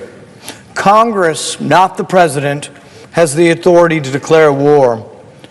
The founders were unanimous in proclaiming that the power to declare war belonged exclusively to Congress. James Madison, the father of the Constitution, said that the executive branch was the branch most prone to war. Therefore, the Constitution, with studied care, vested that power in the legislature. Madison would further state that in no part of the Constitution is more wisdom to be found than in the clause which confides the question of war and peace to the legislature and not to the executive branch. Hamilton, who didn't always agree with Madison or Jefferson, wrote that the legislature can alone declare war, can alone transfer the nation from a state of peace to a state of war, and if the legislature has a right to make war on one hand, it is on the other hand the duty of the executive to preserve peace till war is declared. Madison and Hamilton had very different visions of executive power, yet they both agreed that it was vitally important to entrust the power to declare war to Congress, not the executive branch. George Washington remarked that the Constitution vests the power of declaring war with Congress. Therefore, no offensive expedition of importance can be undertaken until after they shall have deliberated upon the subject and authorized such a measure. No offensive expedition without congressional approval. St. George Tucker, a Revolutionary War era law professor, wrote in 1803 of how our Constitution diverged from the English tradition. He wrote, "In England, the right of making war is in the king. With us, the representatives of the people have the right to decide this important question. It is without question that Congress neither deliberated nor authorized the recent offensive military action against Iran. Each of us has taken an oath to uphold the Constitution. Deferring the decision as to when, where, and why the country goes to the war to any president is a dereliction of duty on the part of Congress. To commit America's military to fight wars on behalf of the nation is the most consequential and humbling responsibility that Congress is entrusted with. If we are to ask our young men and women to fight and potentially give their lives, then we in this body can at least muster the courage to debate if American military intervention is warranted. Washington's record of involvement in the greater Middle East is particularly abysmal, with dozens of campaigns costing thousands of American lives and trillions of dollars. Afghanistan, Iraq, Syria, Lebanon, Pakistan, Yemen, Sudan, Somalia, and now Iran, all countries in the region that the U.S. has bombed or is bombing. In each case, the hawks in Washington were adamant that the U.S. military intervention would lead to a glorious future and a great peace. Instead, after tragically losing thousands of lives and trillions of dollars, the U.S. is not in a better strategic position thanks to our interventions. After September 11th, a generation of brave Americans answered the call to serve, many enduring multiple deployments in the region. Some 7,000 U.S. service members paid the ultimate sacrifice in the war on terror. Tens of thousands more carry with them the scars of war, living with missing limbs, shrapnel, nerve damage, brain injuries, burns, scars. Some live with paralysis and are confined to wheelchairs. The mental wounds of war are also present as we remember the more than 30,000 veterans who have committed suicide since Washington's misguided project to remake the Middle East. While our soldiers carry out their missions with honor, the Washington establishment consistently fails them. In almost all cases, our interventions were counterproductive, making us less safe and less prosperous. As the initial jubilation wears off from those who clamor for war, the regional situation remains precarious, and American service members remain in danger. Many advocates for war, giving voice to their real feelings, have loudly opposed the current ceasefire. Those arguing against a ceasefire give a callous testimony, insensitive to the cruelties of war. Some 40,000 U.S. troops are scattered throughout the Middle East as we speak, some on large established bases, others on isolated outposts. It is impossible to ensure all these locations have adequate air and missile defense capabilities. Our troop presence in the region is therefore a significant liability, allowing Iran and its proxies an opportunity to target Americans, which they otherwise would not have. Yet the Washington foreign policy establishment seems content to allow our service members to serve as sitting ducks. Should American soldiers get wounded or, God forbid, killed in a retaliatory strike, the calls for war emanating from Washington will surely be deafening. History is replete with examples of leaders who, in their hubris, thought they could shape the fate of nations, but were subsequently proven wrong as events ended up controlling them. Our own country sadly experienced this during Vietnam. The needless tragedy of that war, in which 58,000 Americans paid the ultimate sacrifice, led Congress to pass the War Powers Resolution we debate today. Congress intended to ensure a president would never again unilaterally plunge the American people into war without the people's representatives in Congress debating the issue. We owe to all Americans who have worn the uniform to honor that humbling responsibility. Moreover, despite the tactical success of our strikes, they may end up proving to be a strategic failure. It is unclear if this intervention will fully curtail Iran's nuclear aspirations, or, in fact, whether the Iranians may well conclude to double down on their efforts to obtain a nuclear weapon. At this time, it is unknown. The lesson Tehran and other unsavory regimes around the world may learn is that the only way to deter a strike is to maintain a nuclear deterrent. Pandora's box has been opened, and the consequences remain to be seen. Congress must now focus its efforts on de-escalation and preventing the call for regime change, the consequences of which, if applied to Iran, risk the total destabilization of the Middle East. The American people are sick and tired of sending their children to fight and die in war zones on the other side of the world with no tangible U.S. interest at stake. Abdicating our constitutional responsibility by allowing the executive branch to unilaterally introduce U.S. troops into wars is an affront to the Constitution and to the American people. Today's vote offers every member of this body an opportunity to stand up for the Constitution, to stand up for American service members, and to stand up for America's strategic interests. I will vote in support of this resolution and urge my colleagues to do so as well.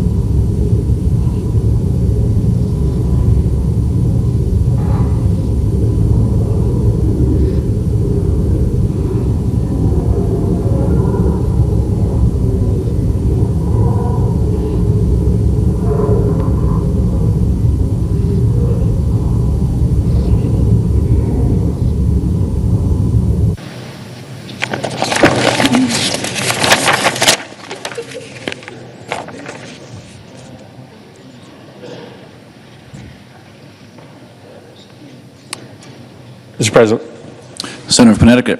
We have a quorum call? We are not.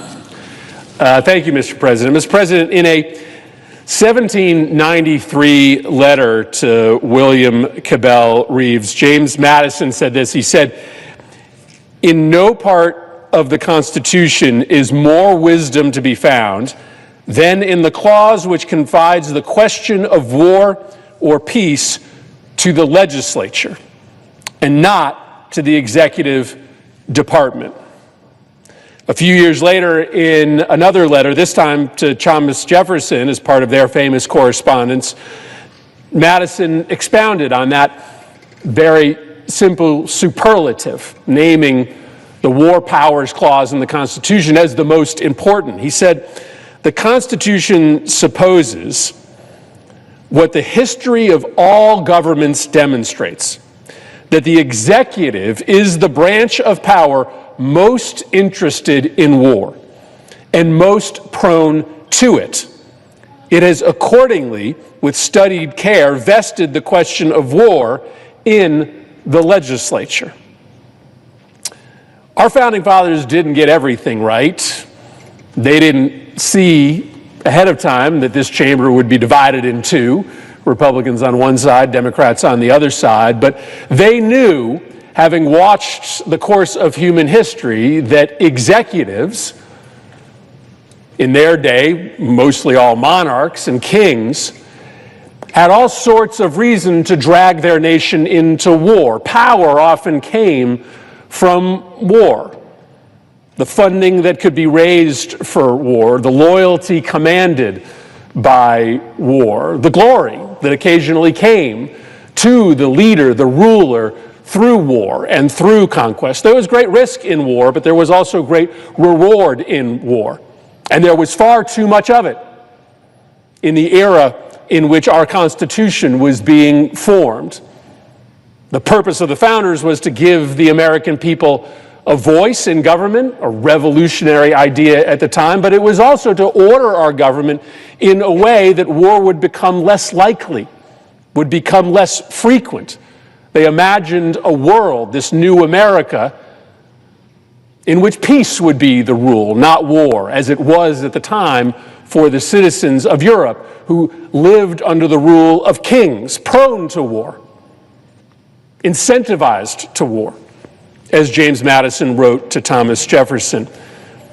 And so this part of the Constitution, with more wisdom in it than any other part of the Constitution, according to James Madison, is this section of our founding document that says it is not up to the ruler, it is not up to the executive branch, it is up to the branch of government most connected to the people to decide whether we go to war, to require that there be a debate, a conversation that involves everyone in this nation, that requires, that necessitates a collective decision as to whether to put the brave soldiers of this country and the collective security of the nation at risk.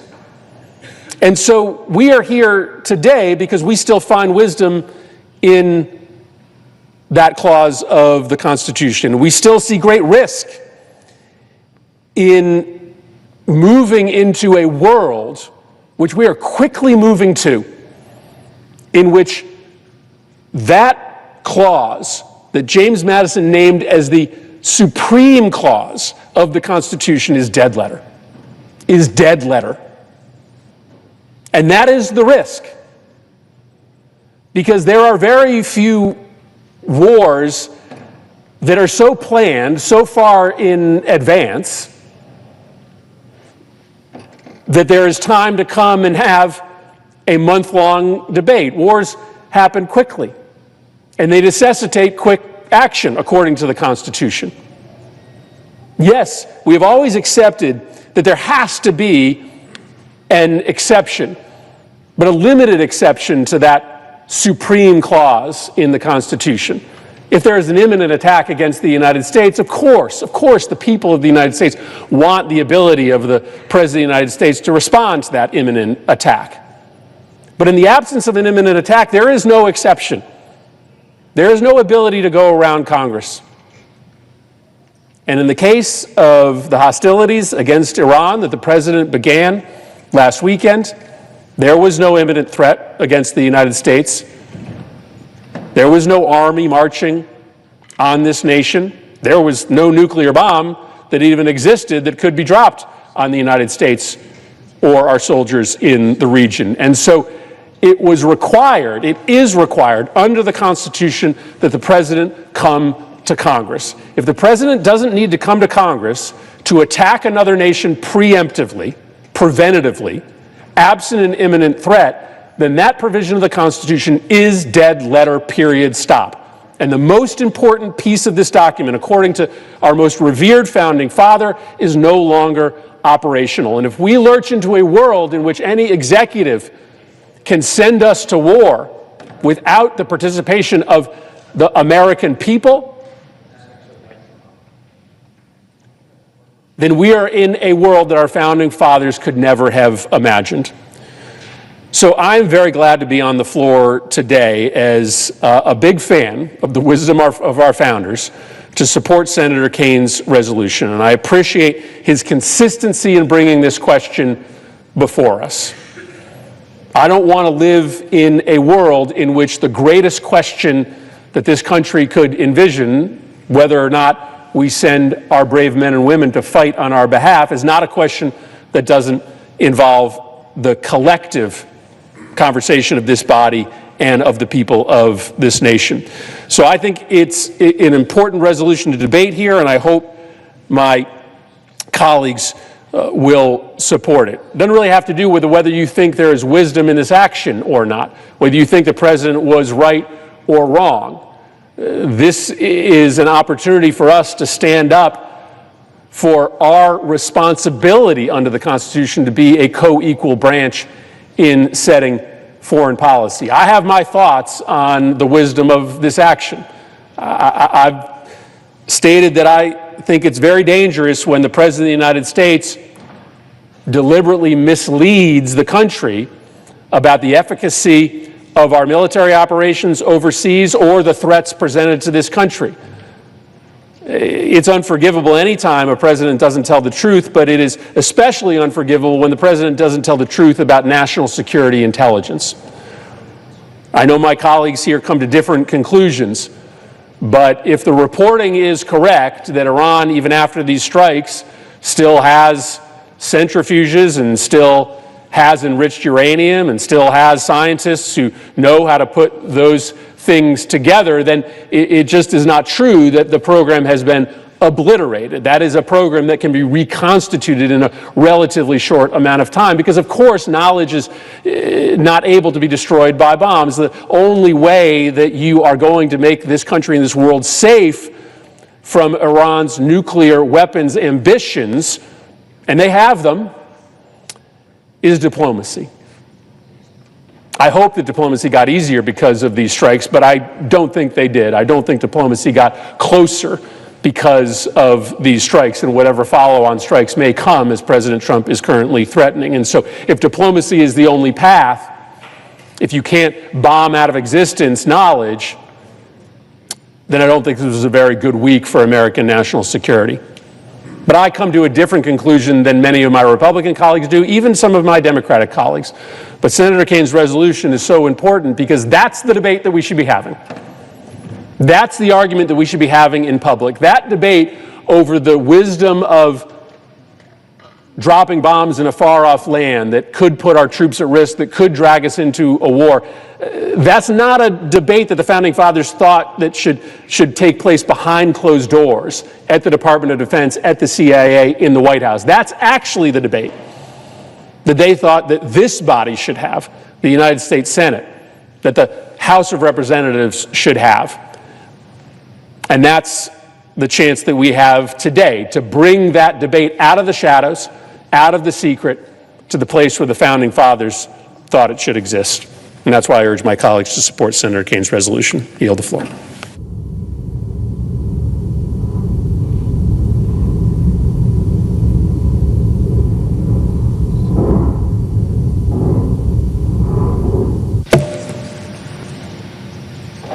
Mr. President. Senator from Tennessee. Thank you, Mr. President. President President Trump's actions to address Iran's nuclear weapons program last weekend didn't start a war. They ended a war.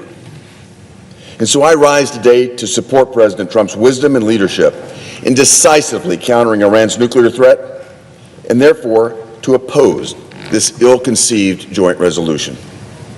As United States Senator and former ambassador to Japan, I understand and respect the role that Congress plays in matters of war and peace. But I cannot, and I will not, support a resolution that removes the ability of the President of the United States to act decisively in defense of national interest, our allies, and our armed forces. This resolution, if passed, would send a dangerous message, not just to Iran's terrorist-sponsoring regime, but also to every adversary who's seeking to exploit our domestic debates and internal divisions.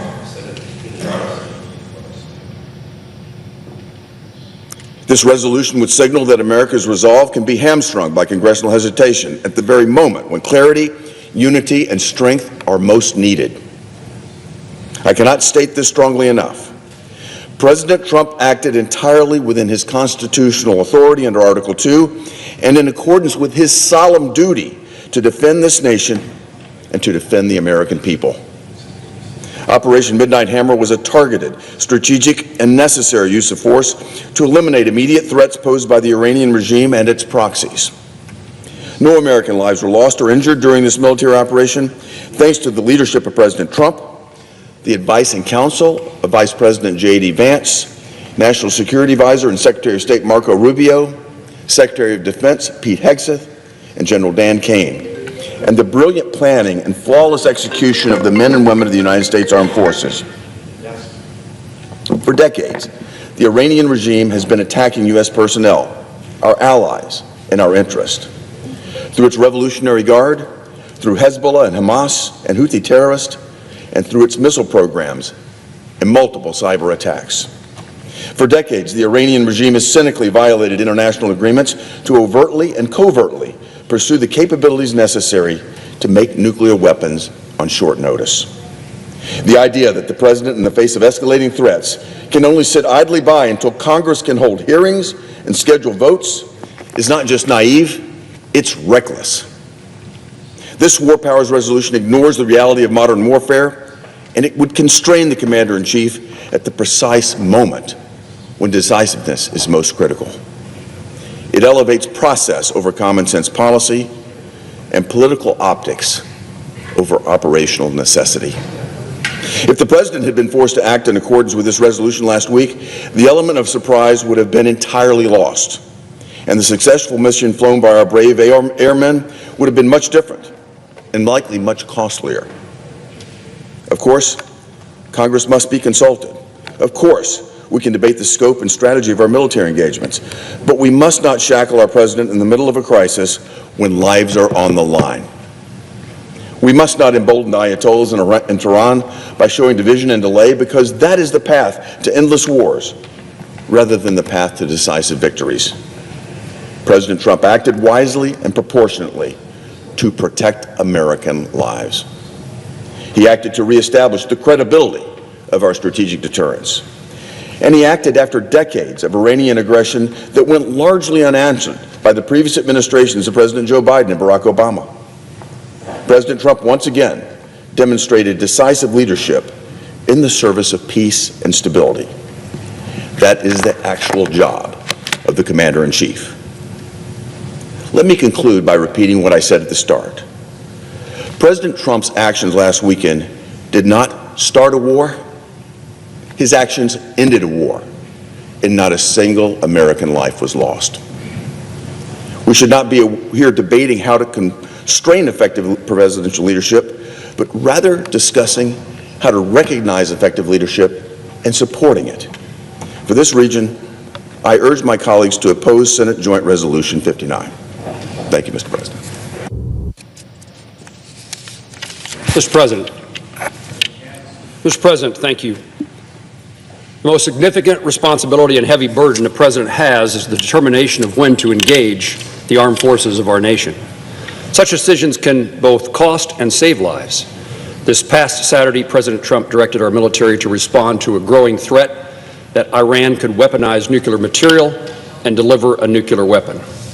With escalating tensions between our ally Israel and our adversary Iran, the President made the decision to deter and delay the capabilities Iran has to deliver a nuclear weapon.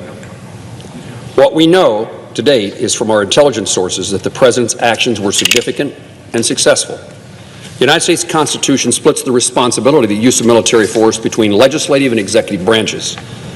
Having received a classified and thorough briefing from our military, intelligence, and diplomatic officials, I conclude that the President acted within his constitutional authorities. I welcome the return to a stricter constitutional balance of power between the branches of government. Under the circumstances of the recent actions of the President and the timing of the offering of the resolution now before the Senate, we should not adopt the resolution, which states in part, Congress hereby directs the President to terminate the use of United States armed forces for hostilities against the Islamic Republic of Iran, unless explicitly authorized by a declaration of war.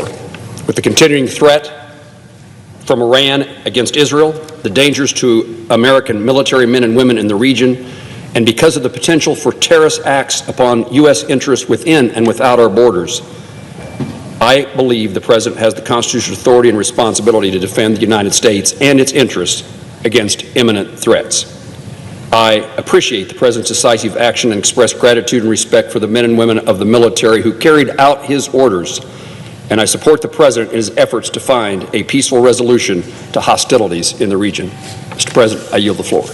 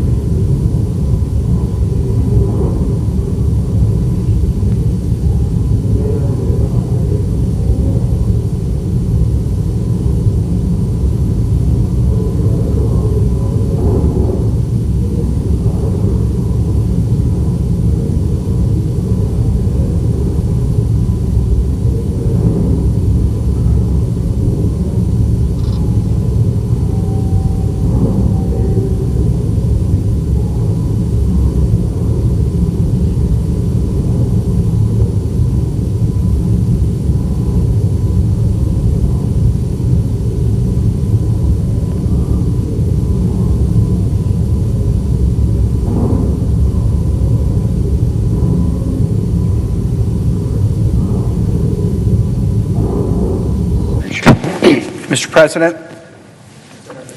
Mr. President, I ask unanimous consent that the following senators be permitted to speak prior to the scheduled vote. Senator Sanders for up to 10 minutes, Senator Graham for up to 10 minutes, Senator Risch for up to 10 minutes, Senator Kaine for up to 3 minutes, Senator Schumer for up to 3 minutes. Without objection.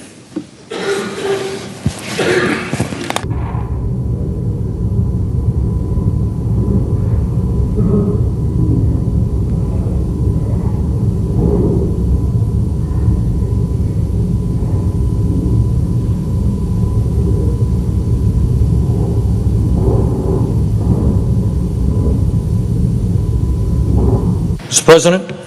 Senator from Vermont. Thank you. Mr. President, everyone knows that our country faces enormous crises. We have a healthcare system that is broken and it is widely expensive.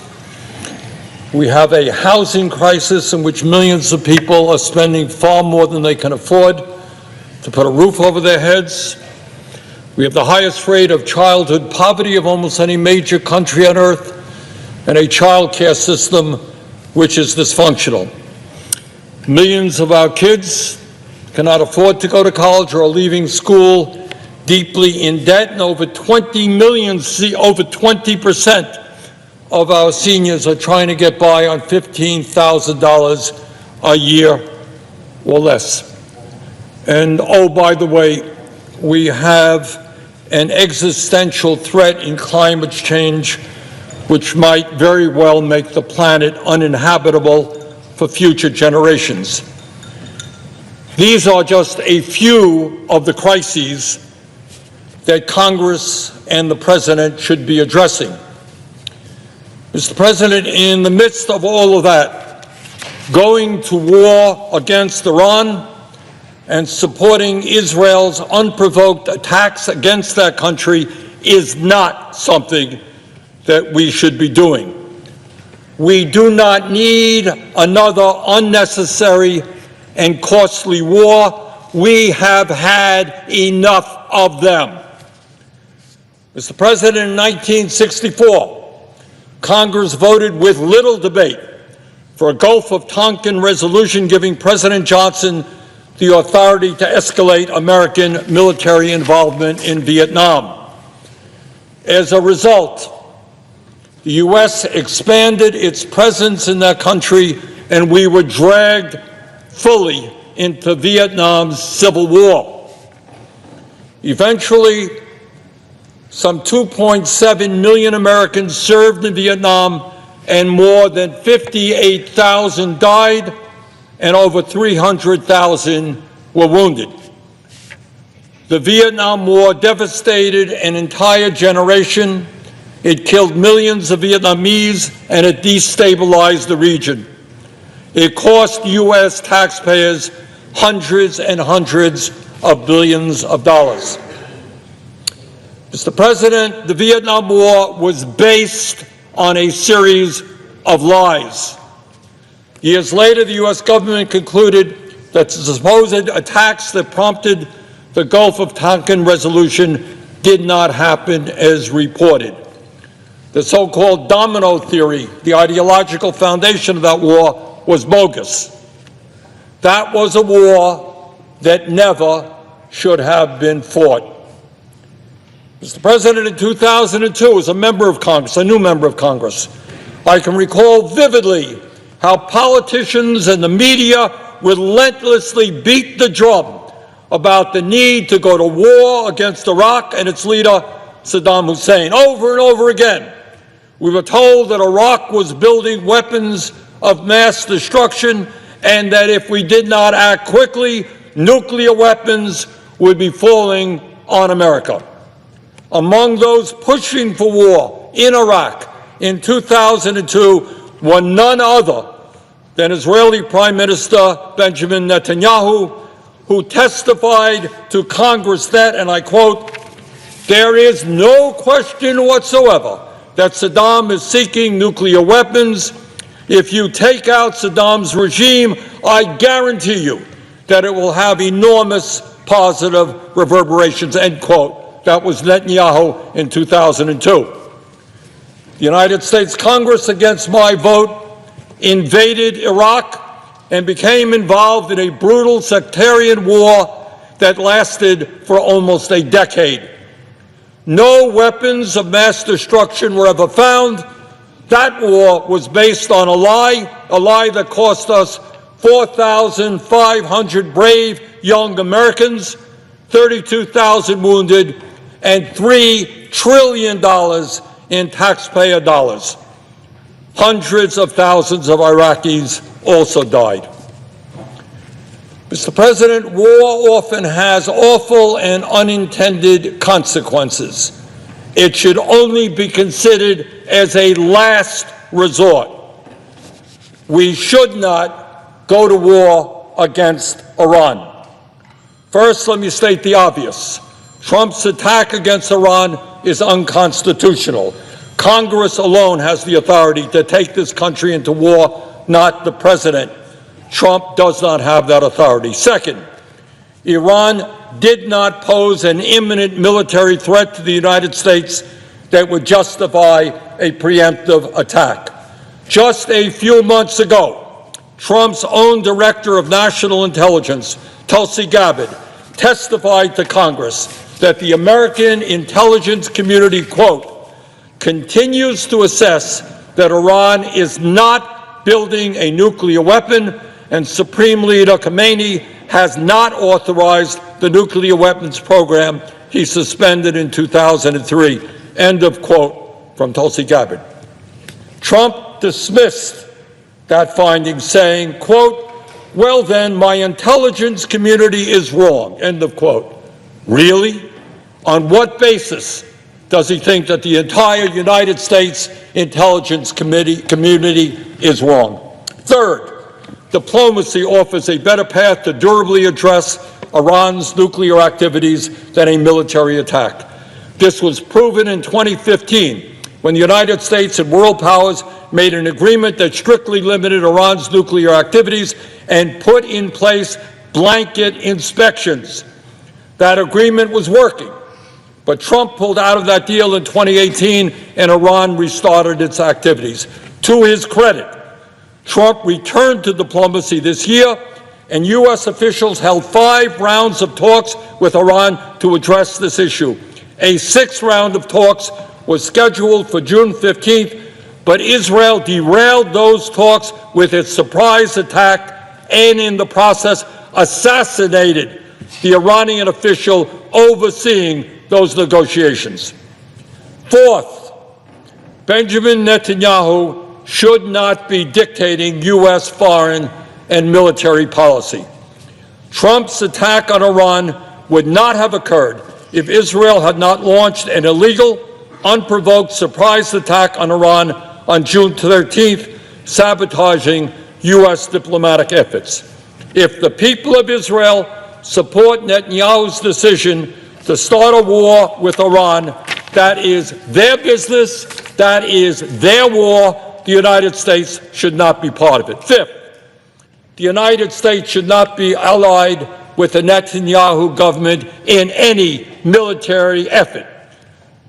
Netanyahu is a war criminal indicted by the International Criminal Court for starving and killing civilians in Gaza.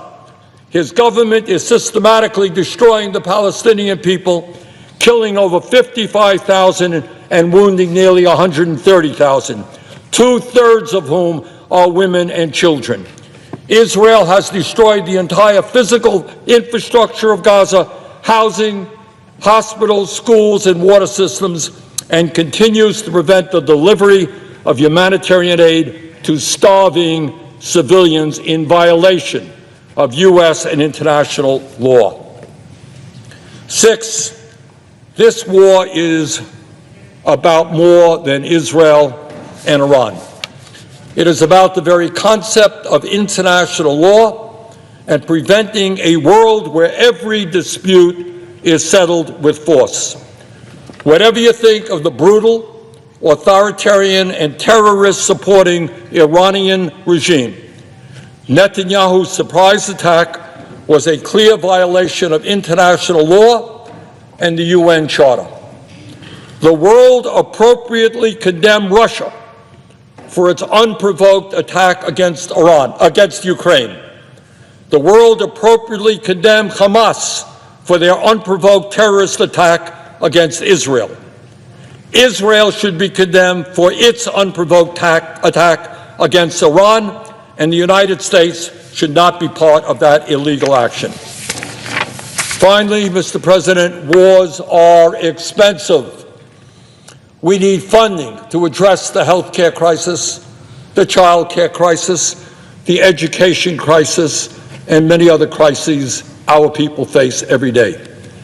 We should be investing our resources in improving life for the American people, not wasting money on illegal and unnecessary wars.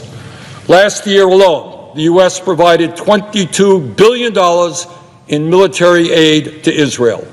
Enough is enough. It is beyond absurd that we continue to finance Israel's wars while neglecting the needs of our own people. Mr. President, for all these reasons, I strongly support Senator Kane's War Powers resolution to make clear that only Congress has the power to declare war, that there is no legal basis for war with Iran, and that the American people do not want more unnecessary, costly wars. Thank you.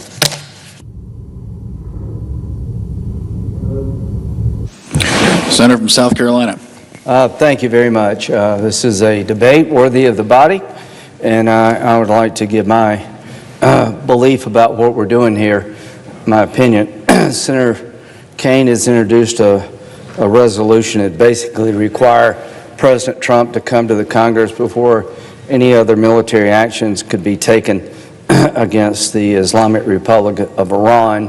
I think that would be a disaster for the country. You can only have one commander-in-chief, not 535. Mr. President, you've been in it. You've been right close into the face of the enemy, and you probably above all others know what warfare is like dealing with radical Islam, and applaud your service as a Navy SEAL. So it says in the Constitution, the President shall be Commander-in-Chief of the Army and Navy of the United States and of the militias of the several states when called into actual service in the United States. Well, we left out the Air Force because back then we didn't have one. Since the founding of this country, it's been understood that the Commander-in-Chief can act as the Commander-in-Chief to protect our nation from threats, that he is in charge of the military. He sits atop of he's the civilian in charge of the military, and it's his decision to use military force. It's Congress's decision to declare war. How many times do you think, Mr. President, we've declared war since the founding of our nation? I'll give you the answer. 5. Just think about all the military conflicts that have existed in the history of our country, and we've only declared war 5 times. The War of 1812, the Mexican-American War, Spanish-American War against Spain, World War I, and World War II. So to my colleagues, if Congress has only declared war 5 times, does that mean all of these other military operations are illegal? No. That's ridiculous. Because we have the power to declare war, and us, the Congress only, doesn't mean the Commander-in-Chief can't be the Commander-in-Chief. This country cannot be put in a legal state of war unless the Congress decides to do that. But to suggest that means the Commander-in-Chief can't do anything without our approval makes all of us Commander-in-Chiefs. Do you think they had that in mind? Do you think they really meant for the Congress to be the Commander-in-Chief, not the Commander-in-Chief? The logic of this is as follows. Because we have the ability to declare war, therefore, the President can't act unless we agree. You've taken his power to be Commander-in-Chief away. The War Powers Act of 1973, referenced by Senator Sanders, is not worth, in my view, the paper it's written on. It was an effort by the Congress back then to limit President Nixon's involvement in the Vietnam War. The way you do that constitutionally is that Congress has the power of the purse. If we don't like what a president is doing in terms of military engagement, we can stop the funding for that engagement. But just think the chaos that would ensue in this country, that if there were not one commander-in-chief, but 535, and we had to sit down and talk among ourselves and debate as to whether or not we should go forward with the military operation in question, that would paralyze this country. And this leak of the Defense Intelligence Assessment tells you exactly what would happen if they brought this problem over to us to solve. So it's been clear to me that only 5 times in the history of the country have we declared war, and we've had hundreds of military operations that the founders never envisioned. The ability to declare war means the President of the United States as Commander-in-Chief cannot act unless we agree, because that makes us the Commander-in-Chief, and that's not what they were trying to do. They were trying to make sure the country could not go into a legal situation involving war without the body as a whole making that decision. But when it comes to how to use the military and when to use the military, we have a single person who does that. That's the Commander-in-Chief, and that person can be limited by Congress's ability to cut off funding for military operations they don't approve of. So the War Powers Act, I think from its very founding, was unconstitutional, but this is a case study of the chaos that would be created if we accepted their version, the proponents' version of this. That President Trump would have to come to the Congress as a whole before he decided to strike the next nuclear facility that maybe we don't know about, or there's some imminent threat to our troops in the region. That's just not practical, and that's not what the founders meant. They put a single person in charge of the military, and that was the President of the United States. They made sure that going to war was a group decision. And in this country, we've used that process 5 times in 250 years.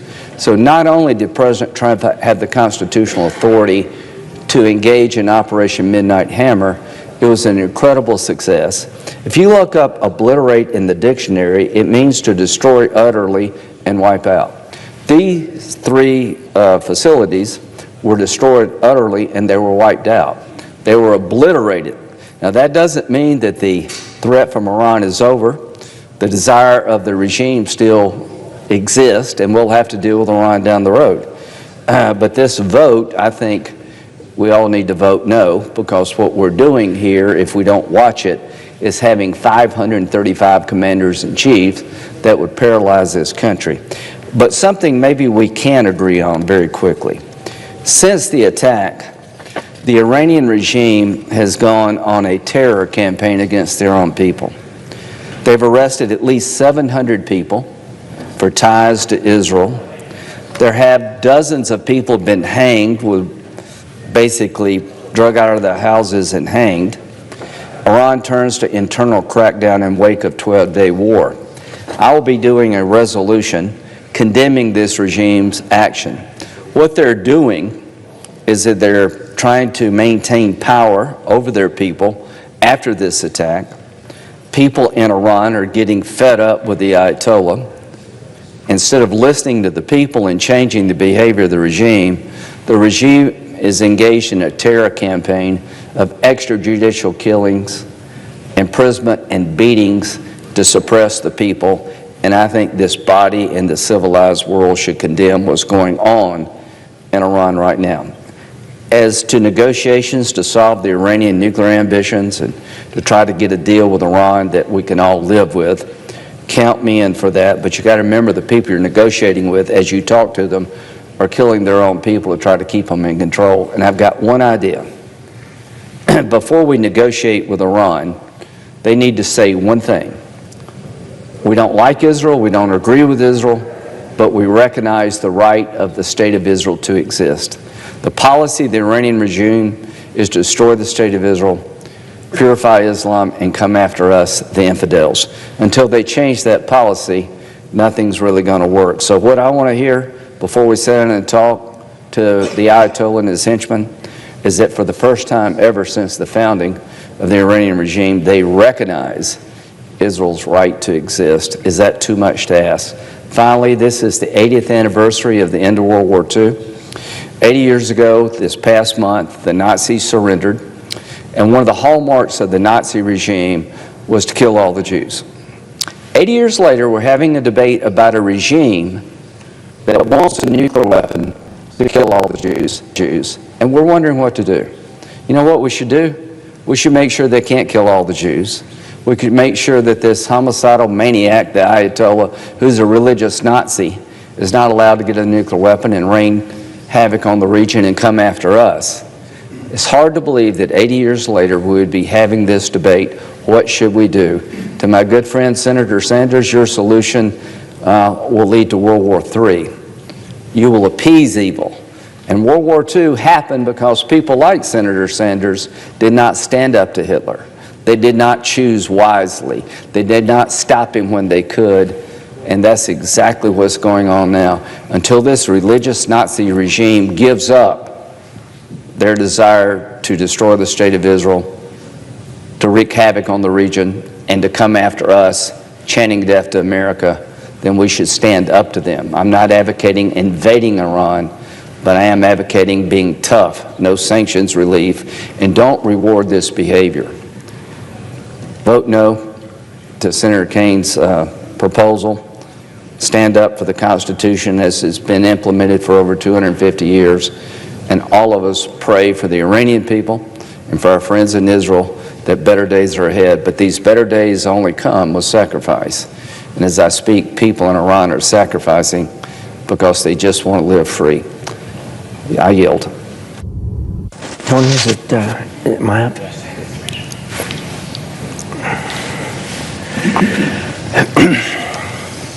Mr. President, Senator from Idaho.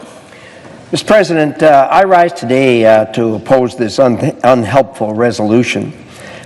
It's a clear attempt to take a slap at President Trump and nothing more. President Trump's foreign policy successes have been several and should be celebrated, not denigrated. For instance, recently his work when India and Pakistan started fighting, he got involved and he had that shut down pretty quickly. This morning, I had the good fortune to attend with Secretary Rubio an event at the State Department where a peace agreement was signed between Rwanda and the Congo. Both Rwanda and the Congo were effusive in their compliments of President Trump for negotiating the peace that happened. So the president's been hard at work trying to be the president of peace that he really wants to be. First, I think that we ought to have a good statement from the administration as to why this resolution is not well taken. And I'm going to quote from the Executive Office of the President, their statement on the policy. Senate Joint Resolution 59 fails to account for the dynamic security threat posed by Iran and its proxies, and our commitments to force protection in the region. On June 12th, the International Atomic Energy Agency Board of Governors found that Iran had failed to comply with its nuclear safeguards obligations. Iran immediately responded, stating that it would establish a new uranium enrichment facility in a secure location and that other measures were being planned. Israel took action against Iran, an action it believed was necessary for its self-defense. The United States' top priority is protecting American forces in the region. President Trump will take all necessary steps to protect our forces, de-escalate conflict, and remain in close contact with our regional partners. Senate Joint Resolution 59 should be rejected also because it purports to limit the President's Article II authority under the Constitution and could hinder the President's ability in his constitutional role as Commander-in-Chief to protect the United States from the continued threat posed by Iran and its proxies. Senate Joint Resolution 59 also could hinder the President's ability to protect the United States forces in the region through actions to de-escalate the threat posed by Iran and its proxies. The operative part of this resolution that's before us states, quote, Congress hereby directs the President to terminate the use of United States armed forces from hostilities against the Islamic Republic of Iran. This might be appropriate if we were at war against Iran, or indeed if there were hostilities against Iran, but we are not, and we do not intend to. You can't terminate something that's not going on. Every American is opposed to the long, drawn-out conflicts that we have in our history from time to time experienced. I assure you that President Trump feels exactly the same way. He hates those long, drawn-out conflicts. He hates any kind of kinetic action, but realizes that as Commander-in-Chief, he has to take them at times. The President did take a single strike against Iran at carefully calculated targets and in an even more carefully calculated time, much like what he did with General Soleimani in his first term that was so successful. The strike on Iran was a single brief strike at 3 nuclear bomb facilities that ended the conflict between Israel and Iran. It was on behalf of a close ally, Israel, and on behalf of the world, which is unanimously against Iran obtaining a nuclear weapon. Most importantly, it ended a war. It did not start a war. If the U.S. or Donald Trump or any other president sought to declare war on Iran, this would be well taken. The Constitution is clear that only this body, the Congress of the United States, can declare war. But the Constitution and statutes are equally clear that the president not only may, but must act to defend America and Americans at a time or place that a threat presents itself. Congress has also spoken on the power of the president in the War Powers Act. Now, we've heard a lot on the floor today about how important the Founding Fathers thought declaration of war was. They were absolutely right. It is just as right today as it was then. there's a lot of difference between then and now. Then we had oceans protecting us on each side, and for a war to take place, it took months to unfold and to start. In today's world, it's a press of a button, and it happens instantaneously. That's why Congress went in and passed the War Powers Act that gave the president the opportunity to defend America. And in that act, it provided things that the president had to do. He complied with that act exactly as it was put in place by Congress when he took the Single Strike Act against Iran. Also, the Justice Department has opined to Republican and Democrats presidents and created a precedent as to when the president could use power. This strike is in full compliance with that guidance. The guidance is very simple. Number one, if the president is going to take action, it must, one, be in a national interest, and number two, be limited in nature, scope, and duration. And of course, that's further modified by the action that Congress has taken in the War Powers Act. What this president did with this single strike was in full compliance with the Constitution and statutes. Both open source reporting and the classified briefing we received demonstrated this was a brilliant tactical move, which was brilliantly planned and executed after in-depth conversations with the intelligence community and the talented array of presidential advisors that President Trump has. My colleague on the other side of the aisle should do what we on our side of the aisle have been doing, and that is congratulate the president and the brave men and women who conceived and executed this spectacularly successful event and thank them. And recognize that this ended the conflict between Israel and Iran. Instead, what we have seen is an attempt in every way to denigrate the action, downplay it, and berate this great and glorious victory. This resolution that we have before us today is another sad attempt in that regard. I understand that the hate and vitriol against our president precipitates this kind of thinking. It's wrong. This is ill-conceived and will telegraph that we Americans do not stand with our president or with Israel. That is also wrong. Make no mistake, Iran is all alone in this. No one is coming to help them. This body, above all, should not be the entity that provides aid and comfort to Iran. I urge a no vote. Thank you, Mr. President. Senator from Virginia. The remaining two speakers, Senator Schumer has yielded his time to me. I will be the last speaker before the vote. My colleague from Idaho says this is driven by hate and vitriol. Tell President Trump he well knows that from my first months in the Senate, I have taken this position now against 4 presidents, Democratic and Republican. The principles that have been stated on this floor about the Constitution and War Powers Resolution are very, very clear. Congress declares war. Once declared, the President is the Commander-in-Chief. There is no war without a declaration of Congress. The President as Commander-in-Chief can defend the United States against imminent attack, but there was no such imminent threat posed by the Iranian nuclear program, as the President's own National Security Advisor testified to Congress shortly before this strike, and as the Israeli Foreign Minister announced before the U.S. strike that the Israeli actions had set the nuclear program back 2 or 3 years. No imminent attack on the United States, no imminent threat. That means Congress gets to declare war. This is not about hatred for any president. It is about standing up and doing what we took an oath to do. My colleague from South Carolina says we've only declared war 5 times, ending with World War II. That's not accurate. Congress has had the guts to at least vote on authorizing war up through 2002. But in 2002, something happened, Mr. President, in this body. The Senate and the House got lied into a war with bogus intelligence about the weapons program of the nation of Iraq. We should be haunted by that. We should be haunted by that.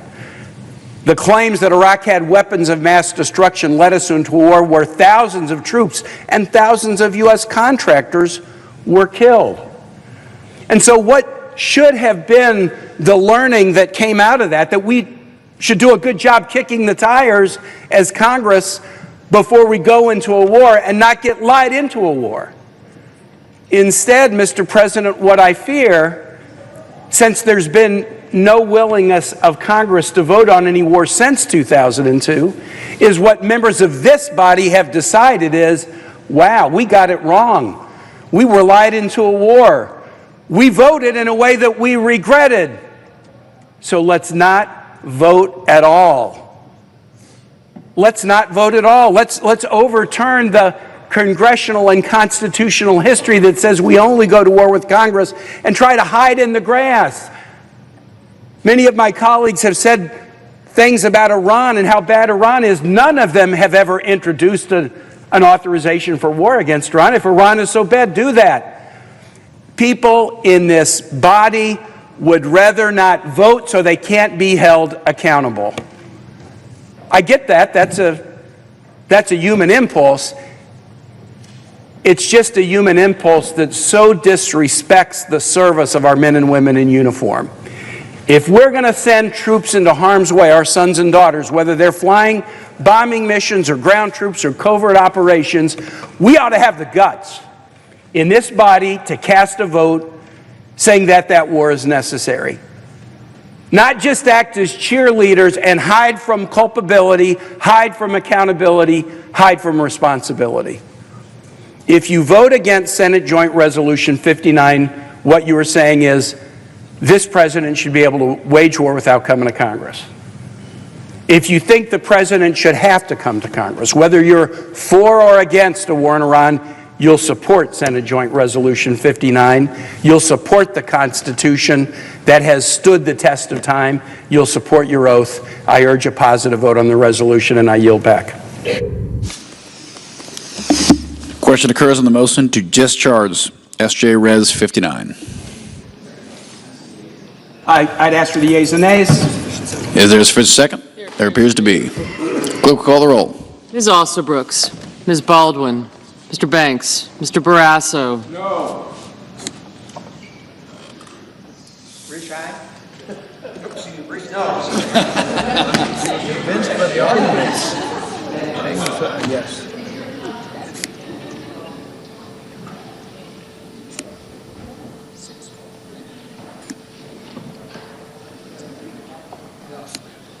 Ms. Smith? Thanks. Awesome. Thank you. Mr. Bennett, Mrs. Blackburn, Mr. Blumenthal, Ms. Blunt-Rochester,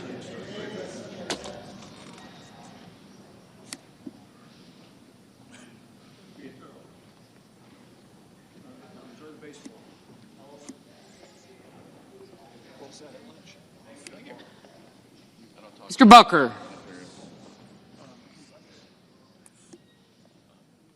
Mr. Bozeman, Mrs. Britt, Mr. Budd, Ms. Cantwell, Mrs. Capito, Mr. Cassidy, Ms. Collins, Mr. Coons, Mr. Cornyn, Ms. Cortez Masto, Mr. Cotton, Mr. Kramer, Mr. Crapo, Mr. Cruz, Mr. Curtis, Mr. Daines, Ms. Duckworth, Mr. Durbin,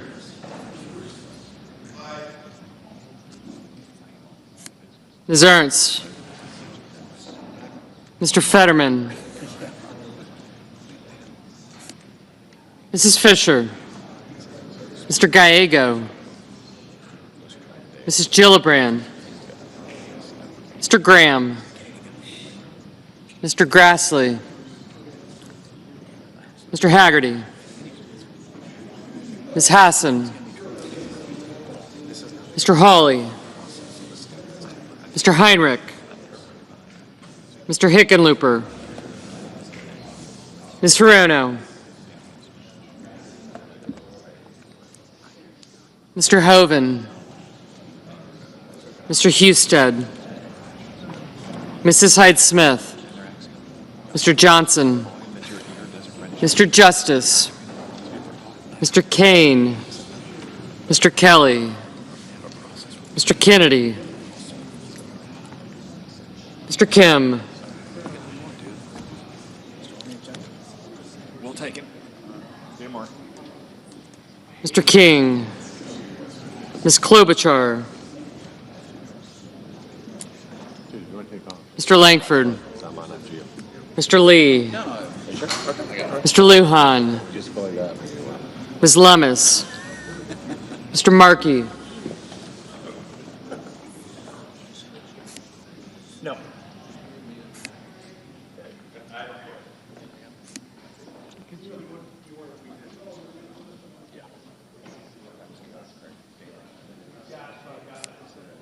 Mr. Marshall, Mr. McConnell, Mr. McCormick, Mr. Merkley,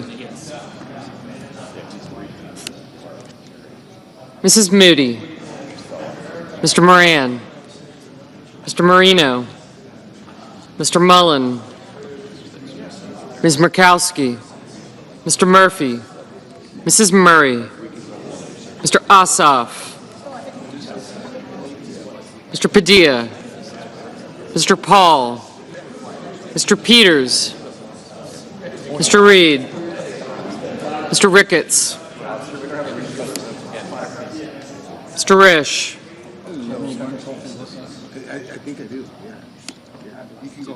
Ms. Rosen, Mr. Rounds, Mr. Sanders, Mr. Schatz, Mr. Schiff, Mr. Schmidt, Mr. Schumer, Mr. Scott of Florida, Mr. Scott of South Carolina, Mrs. Shaheen,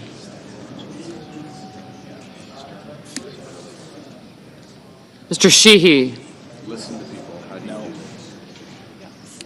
Ms. Slotkin, Ms. Smith, Mr. Sullivan, Mr. Thune, Mr. Tillis, Mr. Tuberville, Mr. Van Hollen, Mr. Warner, Mr. Warnock, Ms. Warren, Mr. Welch, Mr. Whitehouse, Mr. Wicker, Mr. Wyden, Mr. Young.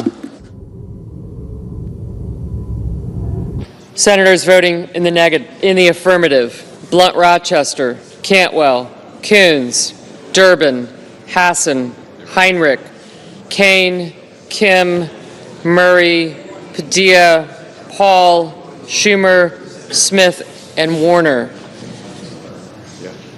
Senators voting in the negative: Barrasso, Cornyn, Cotton, Kramer, Crapo, Daines, Fetterman, Marino, Mullen, Risch, Sheehy, Tillis, and Tuberville.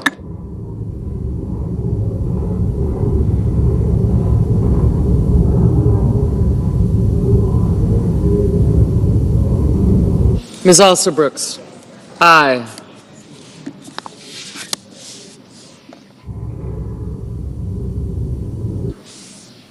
Mr. Merkley, aye.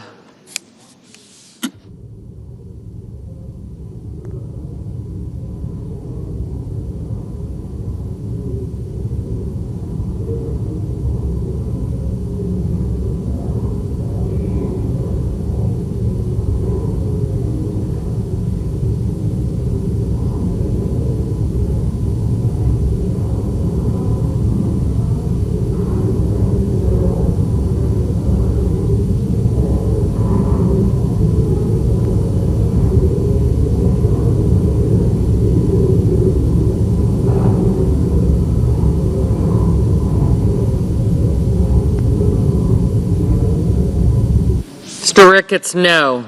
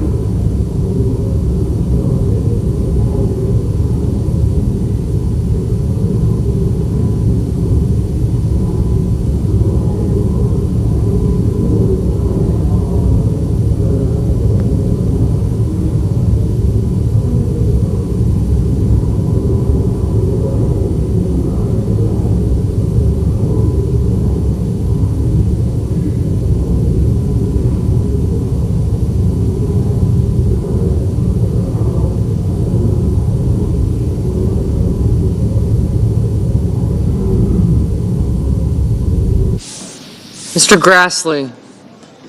No.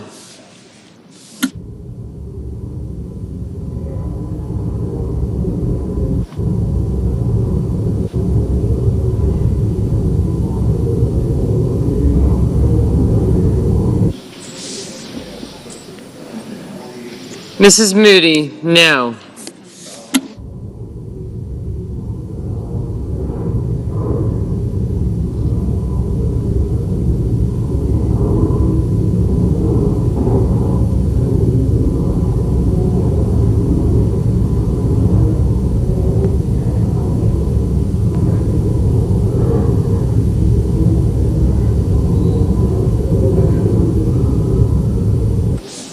Mrs. Britt? No.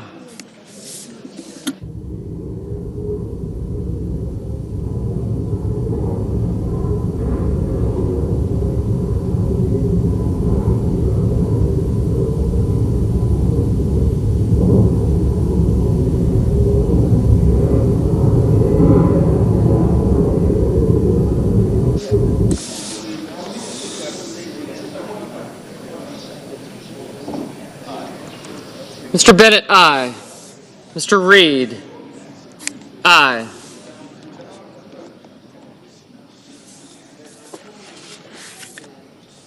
Mr. Marshall, no.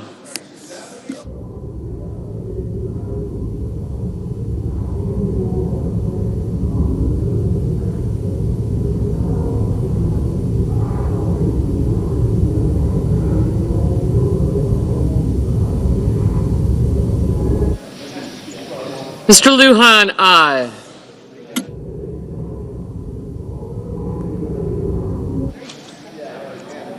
Mrs. Fisher, no. No. Mr. Lee, no.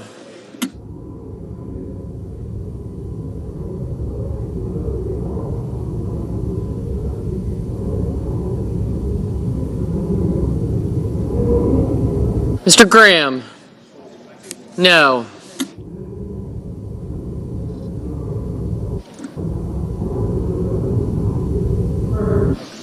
Mr. Murphy, aye. Mr. Wyden? Aye.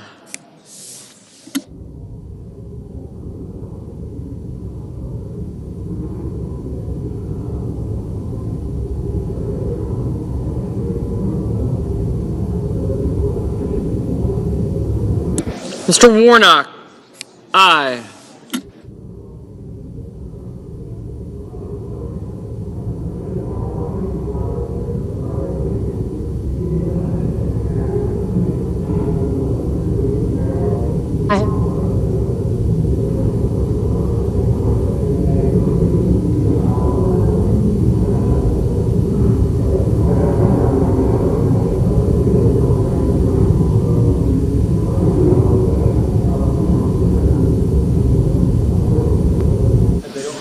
Mr. Johnson? No.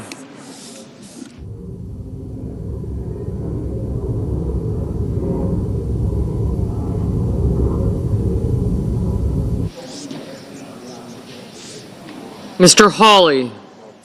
No. Ms. Baldwin?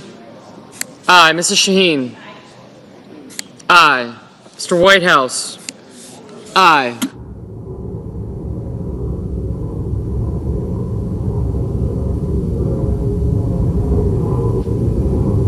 Mr. Markey? Aye. Mr. Budd? No.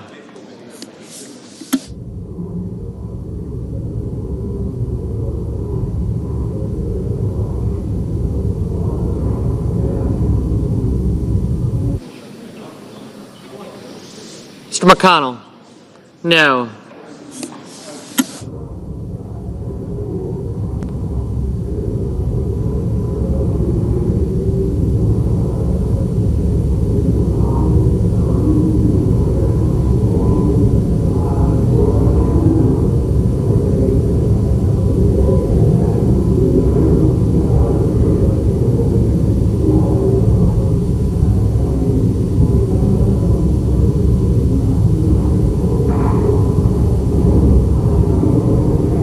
Mrs. Blackburn? No. Mrs. Capito? No.